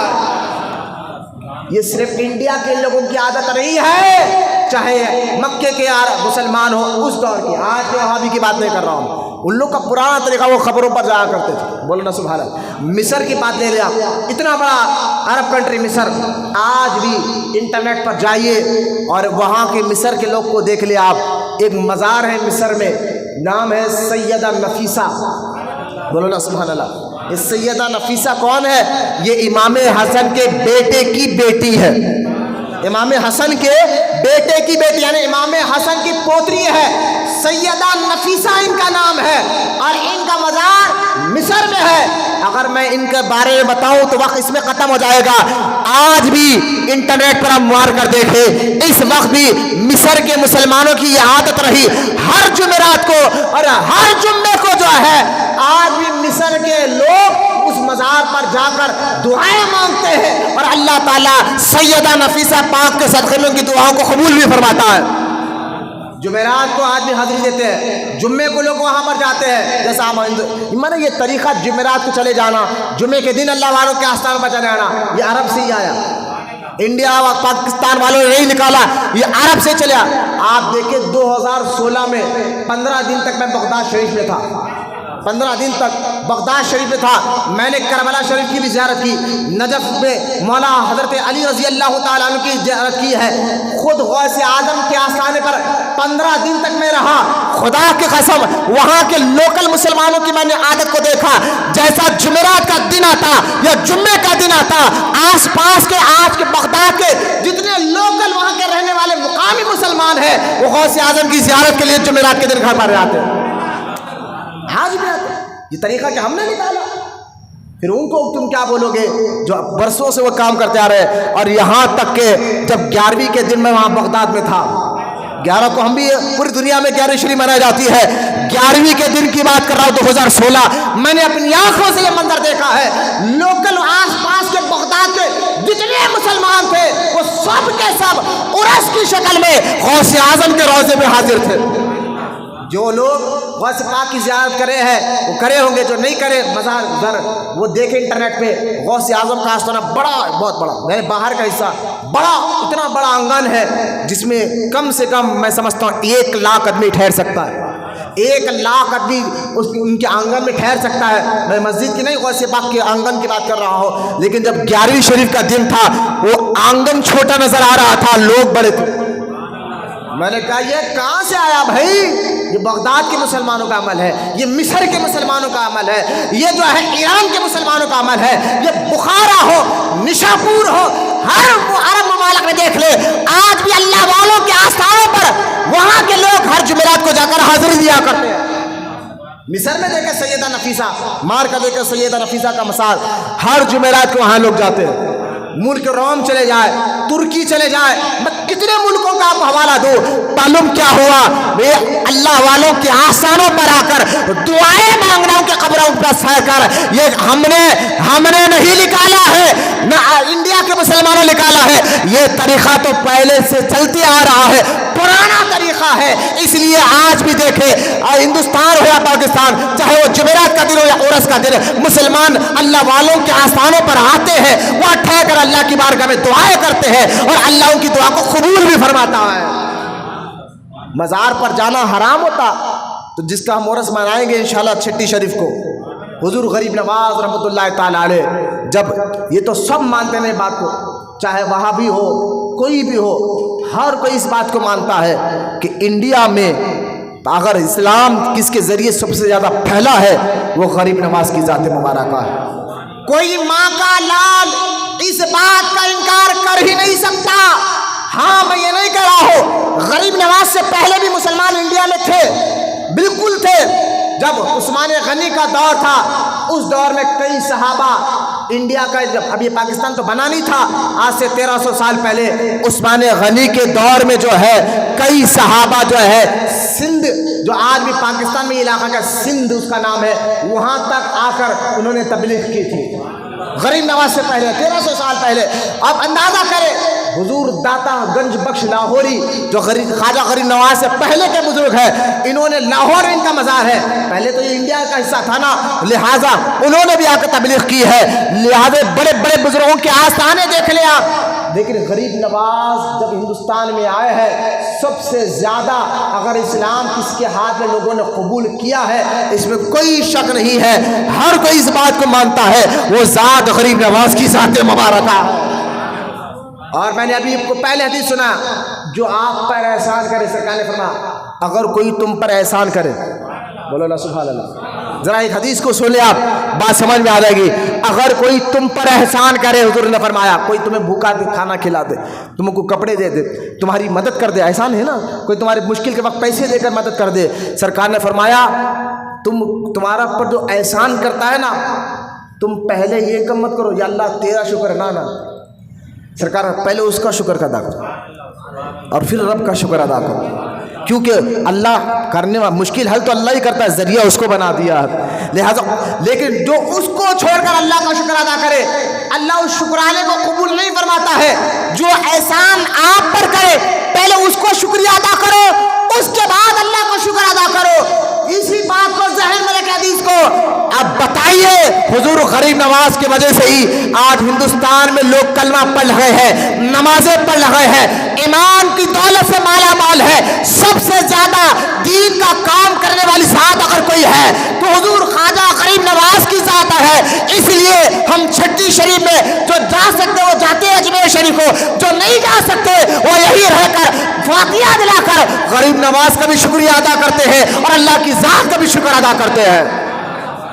اگر کوئی پوچھے یہ چھٹی شریف کیوں کرتے ہو، کہنا بھی شکریہ ادا کر رہے غریب نواز، ان کی وجہ سے ہم ہمارے باپ دادا مسلمان ہیں، بولو نا سبحان اللہ، ان کی وجہ سے ہماری اولادوں میں ایمان آیا ہے، ان کی وجہ سے دین آیا ہے، ہم ان کا بھی شکر ادا کر رہے ہیں، رب کا بھی شکر ادا کر رہے ہیں۔ تو لہٰذا یہ عرس، یہ فاتحہ، ان کے مزاروں پر جا کر جو دعائیں مانگتے ہیں یہ کوئی غلط نہیں ہے مسلمانوں، یہ شروع سے مسلمانوں کا طریقہ رہا ہے۔ کتنوں کو مشرک بناؤ گے وہاں مجھے آج تک سمجھ میں نہیں آیا، گدن مزار پر جانا شرک ہے، وہاں جائے گا، میں نے کہا کتنوں کو بنائیں، کیا جنت کا ٹھیکہ تم اکیلے لے لیے، تم اکیلے جنت میں جاؤ گے، باقی پورے شرک۔ مصر کے جتنے مسلمان جا رہے ہیں وہ مشرک، بغداد کے جتنے مسلمان ہیں وہ مشرک، اور ایران کے جو مسلمان ہیں وہ مشرک، اور عرب کے لوگ صحابہ تو بار بار اسے رسول پر جاتے تھے۔ امیر حمزہ حضور کے چاچا کی مزار پر ابو بکر جایا کرتے تھے، حضرت عمر جایا کرتے تھے، حضرت عثمان غنی جایا کرتے تھے، حضرت مولانا علی جایا کرتے تھے، ارے طیبہ زاہدہ عابدہ بی بی فاطمہ زہرا بھی امیر حمزہ کے مزار پر جایا کرتے تھے۔ کتنوں کو خبر پہ گئے شرک ہوگا، خبر پہ گئے شرک ہوگا۔ میں نے کہا چھوڑو، آپ کو کہہ رہا ہوں، سونا جنگل رات اندھیری، بریلی کے امام احمد رضا نے فرمایا۔ لوگ مجھ سے کہنے لگے مولانا یہ وہ جو پرگی میں اجتماع ہوا جانا چاہیے، بڑے بڑے لیڈر جا رہے ہیں۔ میں نے کہا چھوڑو، ان چوروں سے ہمیں کوئی مطلب نہیں، ارے اتنے لاکھوں لاکھ ہیں۔ میں نے کہا وہ لاکھوں لاکھ جو جا رہے ہیں نا پر گئے، ان کو پتہ ہی نہیں کہ ان کا عقیدہ کیا ہے، ان کو معلوم نہیں تھا، بہت زیادہ ارے اجتماع ہے جا رہے۔ لیڈر صاحب بولے نہ خبر میں کوئی لیڈر آتا ہے، نہ کوئی پہلوان آتا ہے، نہ کوئی نہیں، خبر میں ایمان آتا ہے، اور یہ چہرہ، یہ ہمارا چہرہ ہے نا، یہ چہرہ حضور کو دکھانا ہے۔ خبر میں جب حضور کو بتا کر فرشتے پوچھیں گے نا ان کے بارے میں دنیا میں کیا کہا کرتا تھا، تو ہم تو یہ کہیں گے یا نبی سلام علیکہ، یا رسول سلام علیکہ۔ یہ تبلیغی جماعت، میں لڑائی جھگڑے کی بات نہیں کر رہا ہوں، تبلیغی جماعت ہو، ان کے عقیدے آج کتابوں میں پھر چھپے ہوئے، اردو کتاب میں ہے، ہندی کتاب میں، آپ پڑھ کر دیکھیں آپ کا خون کھول جائے گا، ایسا یقین رکھنے والا مسلمان کیسے ہو سکتا ہے۔ تو خیر میں آپ کو ان کے اجتماعوں کو دیکھا حیران نہ ہوئے، سونا جنگل رات اندھیری، چھائی بدلی کالی ہے، سونے والوں جاگتے رہیو، چوروں کی رکھوالی ہے۔ آج کے دور میں درگاہوں کا نام لے کر ہمیں مشرک بتایا جا رہا ہے، جبکہ پہلے سے مسلمانوں کا کام تھا۔ صحابہ کے دور میں، تابعین کے دور میں، تبع تابعین کے دور میں، غوث اعظم کا دور ہو یا غریب نواز کا دور ہو، خود غوث اعظم اپنے پیر و مرشد، اپنے استاد شیخ حماد کی خبر پر جاتے تھے غوث پاک، تو وہ بھی مشرک ہو گئے معاذ اللہ۔ کن کو مشرک بناؤ؟ غوث اعظم دستگیر شیخ حماد غوث اعظم کے استاد ہیں، ان کے قبر پر جا کر زیارت کرتے، بولو نا سبحان اللہ۔ قبروں پہ جانا غوث اعظم کے وجہ پہ دکھا رہا۔ آپ پریشان مت ہوئے کہ ہم غلط نہیں، ارے بھائی امام احمد بن حنبل جن کا مزار بغداد میں ہے، غوث اعظم ان کی مزار پر گئے زیارت کرنے کے لیے، شیخ امام احمد بن حنبل خبر سے باہر نکل کر غوث اعظم سے ملاقات کی تھی. کیا غوث اعظم نے غلط کام کیا؟ ارے جن کی وجہ سے ہندوستان میں دین جانا گیا، پہچانا گیا، لوگ کلمہ پڑھ رہے ہیں، وہ حضور غریب نواز ہے. لیکن پڑھو غریب نواز کو، پڑھو غریب نواز کو. ہندوستان آنے سے پہلے غریب نواز کن کن بزرگوں کی زیارت کرتے ہوئے غریب آئے، کن کن خبروں کی زیارت کرتے ہوئے آئے ہیں. جو پتا ہے کیا غریب نواز کو مشرک کہو گے؟ خود خواجہ غریب نواز کے بارے میں یہ تو اتھینٹک بات ہے، کوئی شک نہیں اس بات پر کہ خواجہ غریب نواز 40 دن کتنے سب مل کر بولے تاکہ مجھے پتا چلے آپ سو نہیں رہے، سن رہے ہیں. کسی کو بیان لوری نظر آتی ہے، فونوں میں 2 گھنٹے کو آگ نہیں لگتی، چبوتروں پہ بیٹھ کے ساری رات بیٹھ جائیں گے آگ نہیں لگتی، ہوٹلوں میں بیٹھ کر روڈیو سود خوروں کے ساتھ بیٹھ کر آگ نہیں لگتی، مسجد میں بیٹھے تو سستی کاہلی سے اللہ ہماری حفاظت فرمائے. بتائیں خواجہ غریب نواز ہندوستان میں آنے سے پہلے ایک درگاہ میں 40 دن بیٹھ کر آئے. کتنے دن کہاں بیٹھ کر آئے؟ درگاہ میں. کہاں بیٹھ کر آئے؟ کہاں پر؟ درگاہ میں. وہ درگاہ کا نام داتا گنج بخش لاہوری ہے. داتا صاحب کی درگاہ جو آج بھی لاہور میں ہے. جب 40 دن بیٹھے، کیا غریب نواز نے شرک کر دیا؟ میں نے کہا ہے تیری ہمت، ہے تجھ میں طاقت کہ غریب نواز کو مشرک بولے؟ اگر ہے ہمت طاقت تو بول کے بتا. میں کہتا ہوں آج کا دور نا، ہم جیسا کھل کر بولتے ہیں نا، تمہارے پاس ہمت ہے تو کھل کر بتا. اگر غریب نواز جا کر زیارت کر کر آئے، شرک ہوتا، حرام کام ہوتا. غریب نواز تو چھوڑو، ہم نہیں کرتے. ہمیں پتہ چل گیا یہ کام گناہ ہے تو ہمارے دل میں ایمان کی حرارت اتنی ہے، بولو نا سبحان اللہ، ہم ڈرتے یار یہ کام حرام ہے، کہتے ڈرتے. اب جو کرتا ہے ان کا دل مردہ ہوگا، لیکن زیادہ تر آج بھی مسلمانوں کا ایمان باقی ہے الحمدللہ. وہ ڈرتے یار یہ تو حرام کام ہے کہتے. میں نے کہا غریب نواز تو 40 دن درگاہ میں بیٹھ کر آئے. اگر حرام ہوتا، شرک ہوتا اور یہ خبر والے کچھ بھی نہیں کرتے تو میں نے کہا خواجہ غریب نواز جب بیٹھ کر آئے نا 40 دن کا، تو بیٹھ کے اٹھے تو فرمایا غریب نواز گنج بخش. غریب نواز نے مزار کو دیکھ کر ایک شعر پڑھا فارسی میں. بولے نا سبحان اللہ، خدا بولے محبت سے. غریب نواز نے مزار کو دیکھا اور دیکھ کر کھڑے ہوئے 40 دن کے بعد ایک شعر پڑھا فارسی زبان میں، کیونکہ غریب نواز کی زبان فارسی تھی. آپ ایران میں پیدا ہوئے نا، زبان جو تھی ان کی فارسی تھی، لیکن لاہور میں آ کر غریب نواز تیلگو بھی سیکھا، ہندی بھی سیکھا، اردو بھی سیکھا، کیونکہ آپ کو معلوم تھا جس علاقے میں میں جا رہا ہوں وہاں پر یہ زبان جاننے والے بہت ہو گئے، تو ہر زبان سے آپ تبلیغ کرنا چاہتے ہیں. بولے آنے والے جمعہ میں آپ کو انشاءاللہ اللہ زندگی رکھا تو بتاؤں گا کہ میرے غریب نواز نے تبلیغ کیسا کیا ہے. تو لہذا وہاں مزار پر 40 دن بیٹھے اور مزار کو دیکھ کر غریب نواز نے ایک شعر پڑھا کہ فرمایا گنج بخش فیض عالم مظہر نور خدا. محبت سے غریب نواز کہہ رہے ہیں ارے خواجہ صاحب جس ولی کے بارے میں کہہ رہے ہیں گنج بخش فیض عالم مظہر نور خدا، کہا داتا صاحب آپ اللہ کے نور کے مظہر ہیں، چمکتے ستارے ہیں. گنج بخش فیض عالم مظہر نور خدا، ناقصہ پیر کا میرا رہنما. غریب نواز کہتے ہیں داتا آپ تو ایسے داتا ہے، ارے مرید تو مرید پیروں کے بھی اب رہنما ہے. یہ داتا صاحب کے مزار کو اتر کر غریب نواز سے کیوں کچھ ملا تھا اندر سے. کس کو ملا تھا؟ غریب نواز کو. ہے بولو نا سبحان اللہ. وہ میرے داتا جو غریب نواز کو بھی دے. اور آج ہم جانتے ہیں ہمارے بزرگوں نے اپنی کتابوں میں اعلیٰ حضرت امام احمد رضا خان رحمۃ اللہ تعالیٰ علیہ نے یہاں تک فرمایا اگر تمہاری دعا، بریلی کی امام احمد رضا خان نے فرمایا رحمۃ اللہ علیہ، اگر تم دعا کر رہے ہو مکان میں جہاں اور کئی بزرگوں کے آستانوں پہ گئے لیکن تمہاری دعا تمہیں محسوس ہو کہ یہ دعا قبول نہیں ہو رہی ہے تو اعلیٰ حضرت فرماتے ہیں، اللہ کے ولی فرماتے ہیں تم اجمیر چلے جاؤ، اجمیر شریف جاؤ اور وہاں جا کر جو دعا مانگتا ہے اللہ اس کی دعا کو ضرور قبول فرماتا ہے. تو بزرگان درگاہ، یہ بزرگوں کے آستانے دعا قبول ہونے کی جگہ ہے۔ یہ ثابت قرآن سے بھی ہے، یہ ثابت حدیث سے بھی ہے۔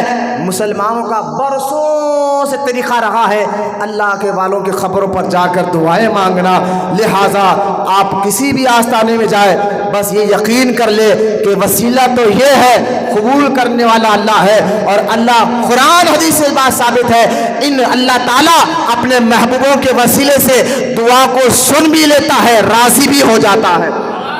اللہ کی بارگاہ میں دعا ہم تمام کو کہنے سننے سے زیادہ عمل کی توفیق عطا فرمائے یا رب العالمین۔ ہمیں سچا عاشق رسول بنا اور قیامت تک ہماری نسلوں میں عاشق رسولوں کو پیدا فرما۔